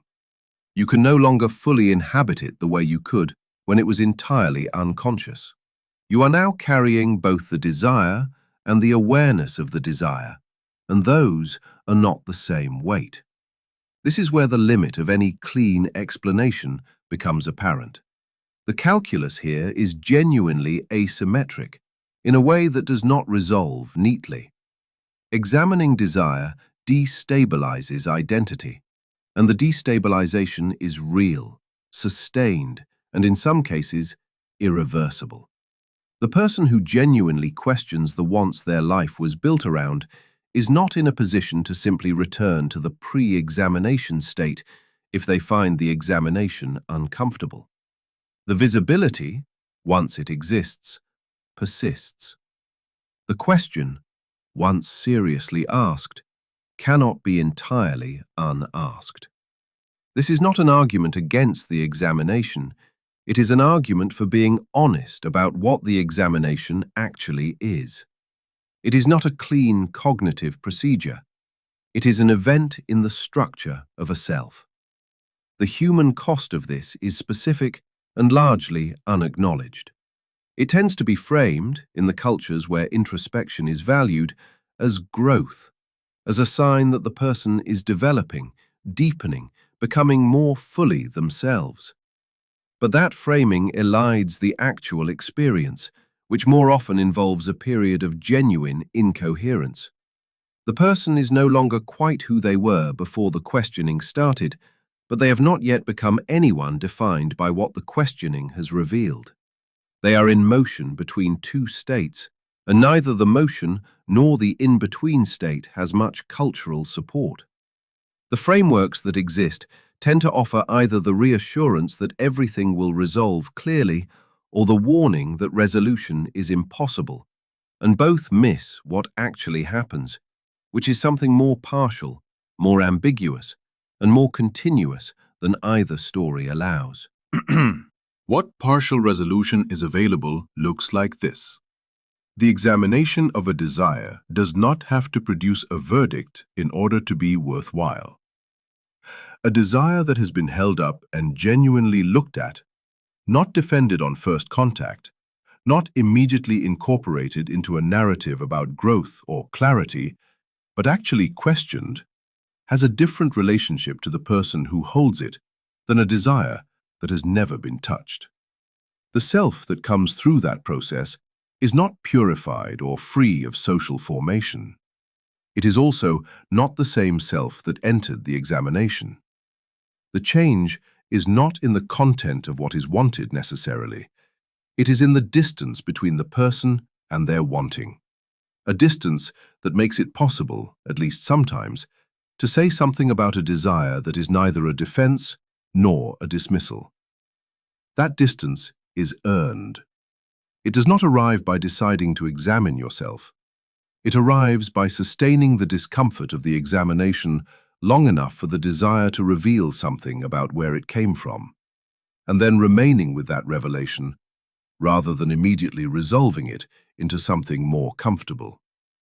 There have been two ways of thinking about the self that are so fundamentally different from each other that they don't just produce different answers, they produce different questions. One holds that beneath the accumulated layers of influence, conditioning, and social formation, there is something stable, a core, a set of capacities, tendencies, something that was present before the world started shaping it, and that persists through the shaping. The other holds that there is no such prior thing. The self is not something that gets shaped, it is the shaping. It is a process, continuous and unfinished, constituted at every moment by the relations, practices, and conditions it moves through. These are not just philosophical positions in the abstract sense. They do work. Each one produces a different understanding of what genuine desire could possibly mean. If the self has a stable core, then genuine desire is recoverable. It exists somewhere, prior to or beneath the desires that got installed by environment and expectation. The task of self-knowledge becomes something like excavation, patient, careful removal of what accumulated on top of what was already there. The examination of desire has a direction, inward, downward, towards something more fundamental. The model is archaeological, and the end point, in principle, is a layer that is actually yours, untouched, the desire that would have existed regardless of the particular environments you moved through. If the self is a continuous construction, the whole archaeological project collapses. There is no original layer. The desire that feels most fundamental was also produced, also assembled from available materials, also shaped by what the constructing process had to work with at the time. Going deeper doesn't bring you closer to something prior to social formation. It brings you to an earlier stage of the same formation. The examination of desire, then, has no fixed point of arrival. Genuine desire, if it means anything at all in this model, cannot mean desire that precedes influence. It would have to mean something else entirely. What is striking is that both models contain something the other cannot account for, and both fail in the same direction when they reach their limit. The core self model accounts well for continuity. There is something recognizable about a person across very different contexts, across decades, across profound changes in circumstance. Something in how you approach problems, what kinds of absence register as loss, what you recognize as beautiful or urgent. This persists in ways that pure construction doesn't cleanly explain. If you are entirely assembled from relational and social inputs, what accounts for the fact that two people, in nearly identical environments, can want radically different things? The construction model accounts well for change, and change in desire is real. Not just the surface-level updating of preferences, but the deep shift where something a person was organized around for years suddenly loses its pull, or where something that felt unthinkable becomes the organizing center of a life. The core self model has difficulty with this. If desire flows from a stable interior source, why does that source seem to respond so directly to what circumstances make available, legible, and viable? The core should be impervious, or at least resistant. In practice, it rarely behaves that way. Where the two models intersect is precisely the point that neither wants to examine too carefully. Both have to account for the fact that people sometimes change what they want in ways that cannot be explained by either excavation or simple social conditioning. A person comes through an experience, sometimes deliberate, sometimes completely accidental, and afterward, their wanting has shifted in a way that feels more like clarification than either discovery or construction. It feels to them like something was straightened out rather than added or removed. This experience doesn't fit cleanly into either story. The archaeologist would call it uncovering. The constructivist would call it a new configuration. The person having it often just says something simpler. This one actually feels like mine. What remains unresolved between the two models is the question of agency. If there is a stable core, the examination of desire is a form of access, the self using its capacities to locate what the self already contains. Agency makes sense in this picture. The person who examines their desire is doing something, recovering something, exercising a kind of sovereignty over their own interior life. If there is no stable core, agency becomes philosophically awkward. Who is doing the examining if the examiner is itself a product of the same process being examined? The construction model tends to dissolve the question rather than answer it. It shows why agency is complicated, but it struggles to explain why examination makes any difference at all. And clearly, It sometimes does. Both of these limits matter for you, specifically, in the practical sense. The model you are implicitly operating with shapes what you take yourself to be doing when you question a desire. If you assume a stable core, the examination can become a kind of project with a destination. Find the real one, the original one, the one that existed before the influence arrived. That project can go on for a very long time, producing nothing but more refined versions of the same question, because the original layer it is looking for may not exist in the form it imagines. If you assume pure construction, the examination can dissolve into a kind of paralysis. If everything is constructed, then questioning one construction leads only to another, and the whole project starts to seem like motion without direction. What neither model handles well is the kind of change in desire that happens not through systematic excavation or through external reconstruction, but through something more like sustained contact. The person who sits with a desire long enough, without defending it or dismantling it, without reaching either for the origin story or for the social explanation, sometimes arrives somewhere that doesn't require choosing between the two models. The desire either holds or it doesn't. Something is revealed about whether it was oriented toward anything real or whether it was entirely dependent on the conditions that made it feel urgent. This is not a method. It is not a technique either model would prescribe. And yet, it is what many people describe when they talk about the moments when their wanting shifted in ways that felt like it mattered.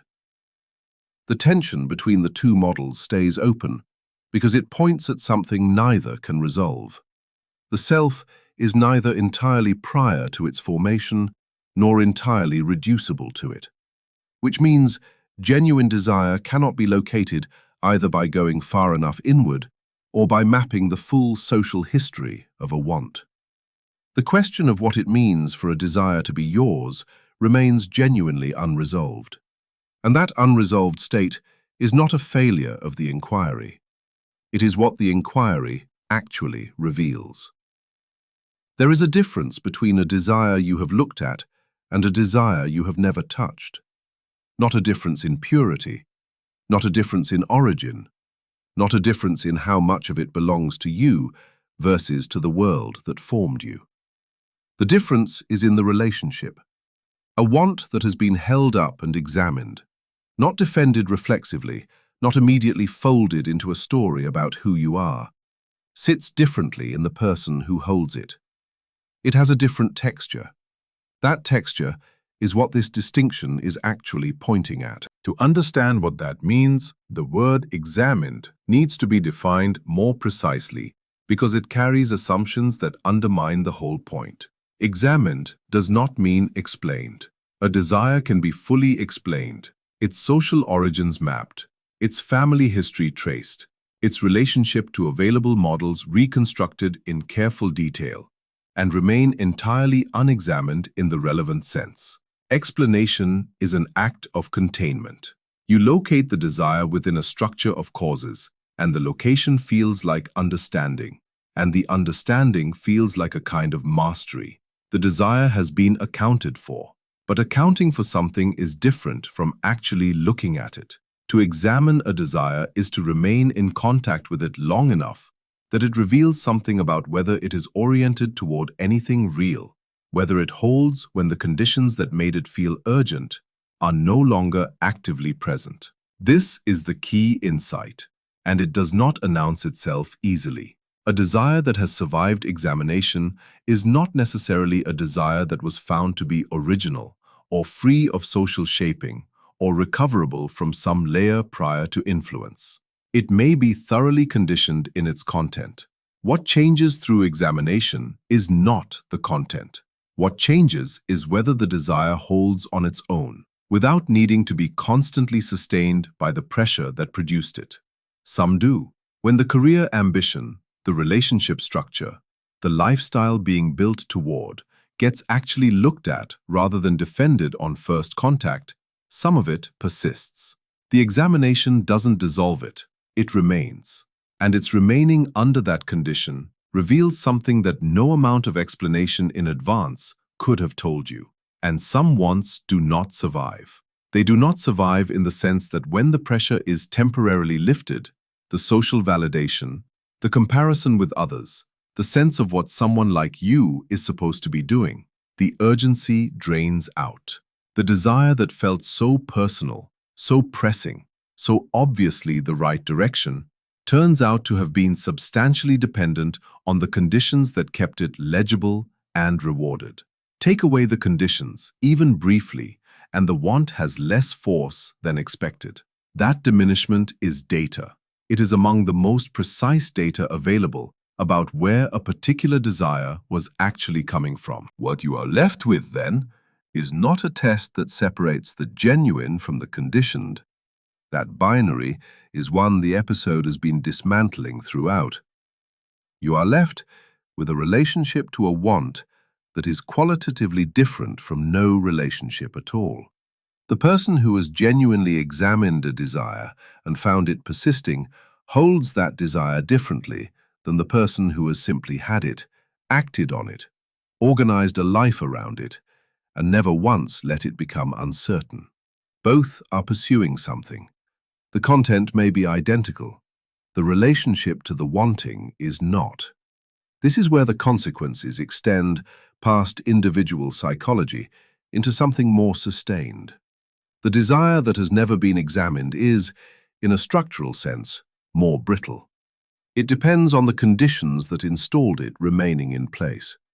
When those conditions shift, and conditions always eventually shift, the desire becomes unstable in ways the person has no preparation for, because they never developed the capacity to hold the want with any distance from it. The examination, even when it is inconclusive, even when it produces no verdict, builds something. It builds the capacity to hold a desire without fully collapsing into it. That capacity is not glamorous. It does not resolve anything. It is the difference between being entirely inside a want and being someone who has a want. A difference that sounds trivial until the moment it becomes the only thing that matters. There is an unresolved boundary here that needs to be named precisely, because it sits at the edge of what this distinction can claim. The examination that allows a desire to survive is not a guarantee of anything about that desire's ultimate origin or ultimate value. A conditioned desire can survive examination. A want that is deeply shaped by comparison, by available models, by the social grammar of what people in your position are supposed to pursue, can persist under scrutiny and persist genuinely. Not because it is free of that conditioning, but because it has also become yours through the process of living it. The examination reveals that it holds. It does not reveal whether it would have existed in a different environment. That question may not be answerable, and insisting on answering it before trusting the desire produces a particular kind of paralysis that is its own form of avoidance. What the distinction between examined and unexamined desire actually offers is not purity, and not certainty, and not a way out of the structural problem that the whole episode has been circling. It offers something more limited, and for that reason, more usable. A desire you have looked at, really looked at, without immediately reaching for the explanation or the defense or the narrative that makes it comfortable again, is something you have a relationship with, rather than something you simply are. And that relationship, partial and unresolved as it will remain, is the only position from which you can do anything with a want that is genuinely yours to do. Not because it makes the want more authentic, because it makes you someone who is in contact with what you want, rather than someone being carried by it without knowing it. The place where the practice of examining desire is most needed is almost always the place where it meets the most resistance. That is not a coincidence. The resistance is diagnostic. When a particular want becomes difficult to hold at any distance, when the mere suggestion that it might be worth looking at produces defensiveness, irritation, or a rapid reorganization of arguments in its favor, that response is pointing at something. Not necessarily that the desire is wrong or conditioned or worth abandoning.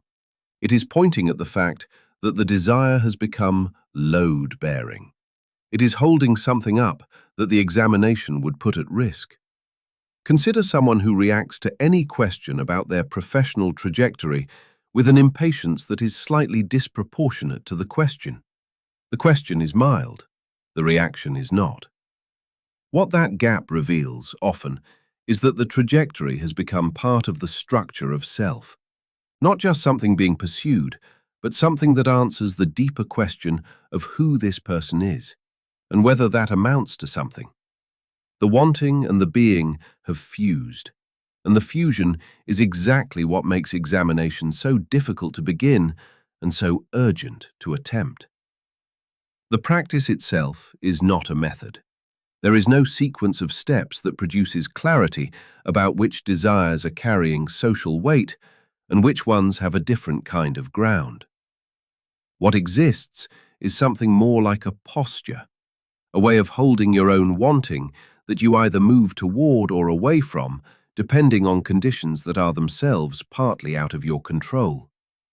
The posture is essentially this: remaining in contact with a desire long enough to notice what it depends on, not explaining it, not dismantling it, not locating its origins with sociological precision. Simply staying present to it, without immediately folding it back into the story of who you are. That sounds easier than it is. The difficulty is that the story of who you are is exactly what the want is connected to. Every desire that has organized a significant portion of your time and energy has narrative roots. It supports a particular version of yourself that you have been presenting to others, and that you have been relying on internally as an anchor. The examination doesn't just put the desire under scrutiny, it puts the anchor under scrutiny, which is why the posture has to be readopted continuously rather than established once and held. Each time the defensiveness rises, the posture has been lost. The work is noticing that and returning, without self-reproach or ceremony. This is where disentangling desire shows itself to be structurally different from any kind of project. A project has a phase of completion.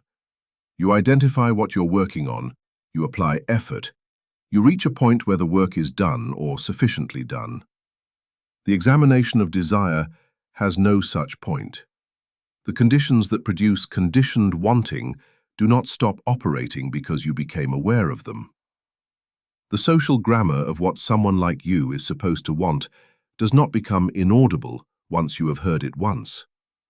The desire for legibility, for recognition, for being a coherent and comprehensible person to the people whose opinion registers as real, these don't dissolve when named.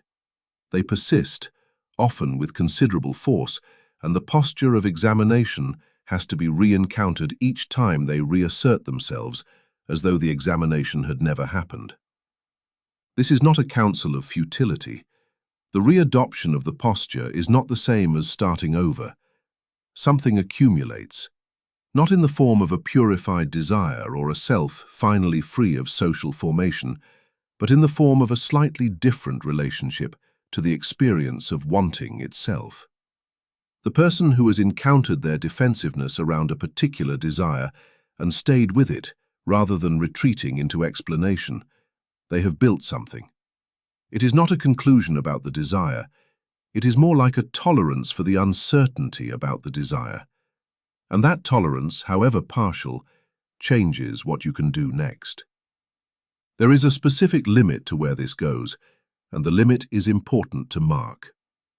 The posture of examining desire can itself become a way of avoiding wanting altogether.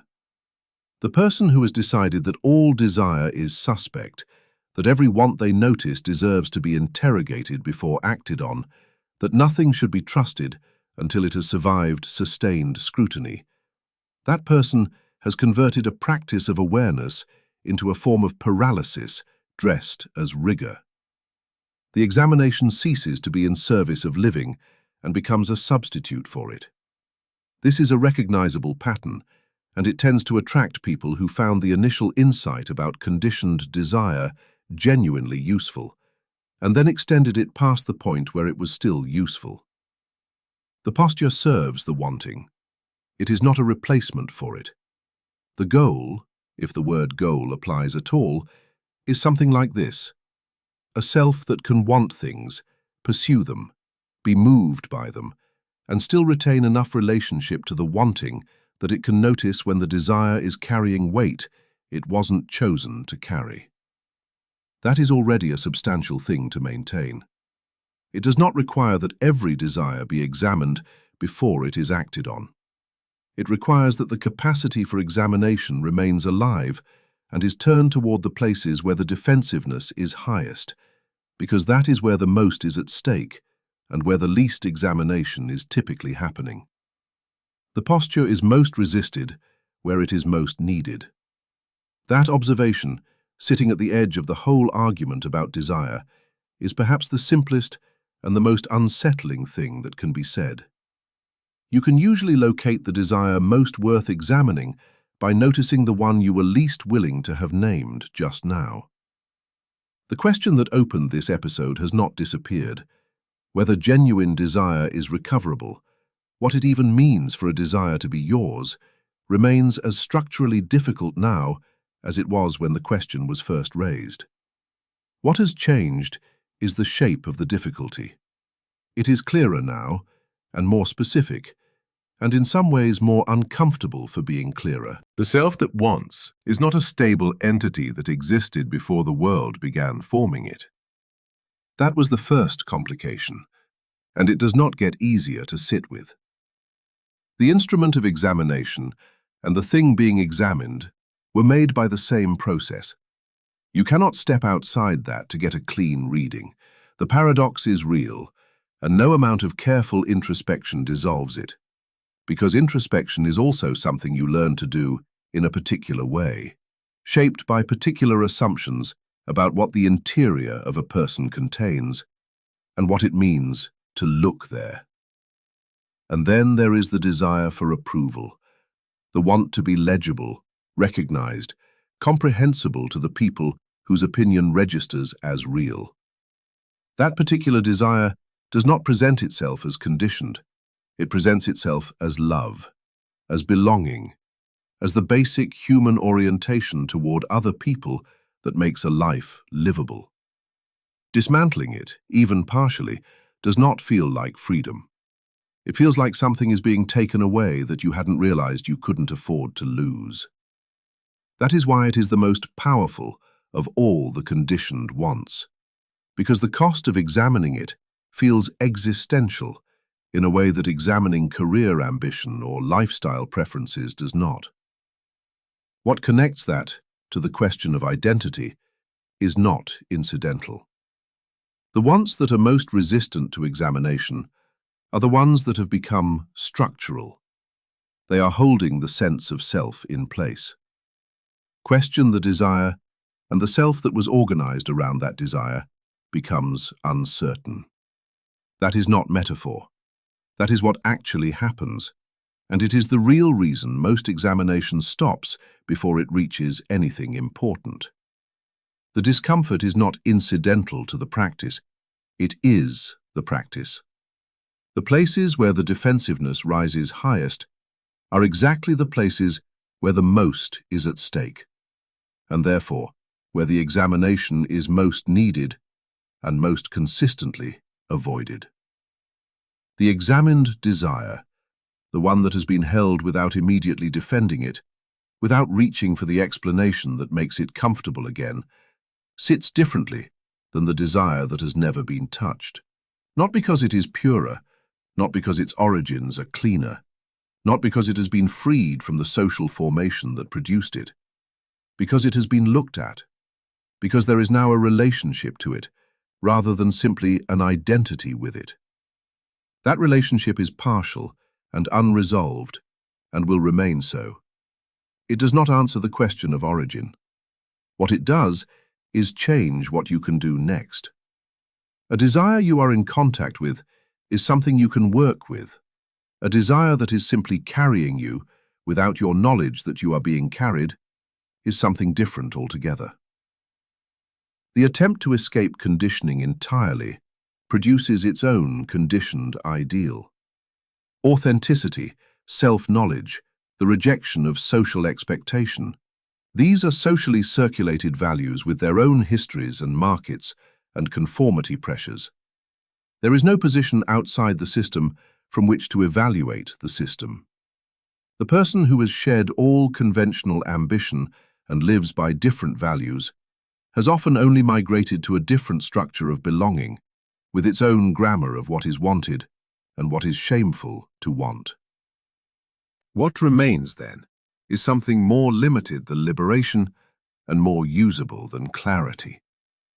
A different relationship to your own wanting, a capacity to hold a desire without fully collapsing into it, to notice when the urgency of a particular want is partly dependent on conditions that are doing the feeling for you, to return to that noticing after the defensiveness has risen and the posture has been lost and the familiar arguments have reorganized themselves, to return without ceremony and without the expectation that returning this time will be the last time it's necessary. The things you have never let yourself want are also part of this. The absences, the wants that never fully formed because the conditions for forming them were never present, or because what they would have meant about you was too costly to find out. Those silences are data as precise as anything you actively pursue. What has not been allowed to take shape is shaped by the same forces as what has. The gap in the wanting is not neutral. None of this resolves into a method. There is no sequence that produces a self that finally knows what it wants and can be trusted to know it. What there is, what this has been circling the whole time, is a practice of a particular kind of attention, directed toward the places where the attention is least welcome, returned to repeatedly, not because it arrives at conclusions, but because the alternative is to be entirely inside your wants without any relationship to the fact of being inside them. You probably already know which desire you are least willing to have named tonight. That knowledge, if you let it stay uncomfortable rather than immediately resolving it, is already the beginning of the only kind of examination that actually goes anywhere. Good night.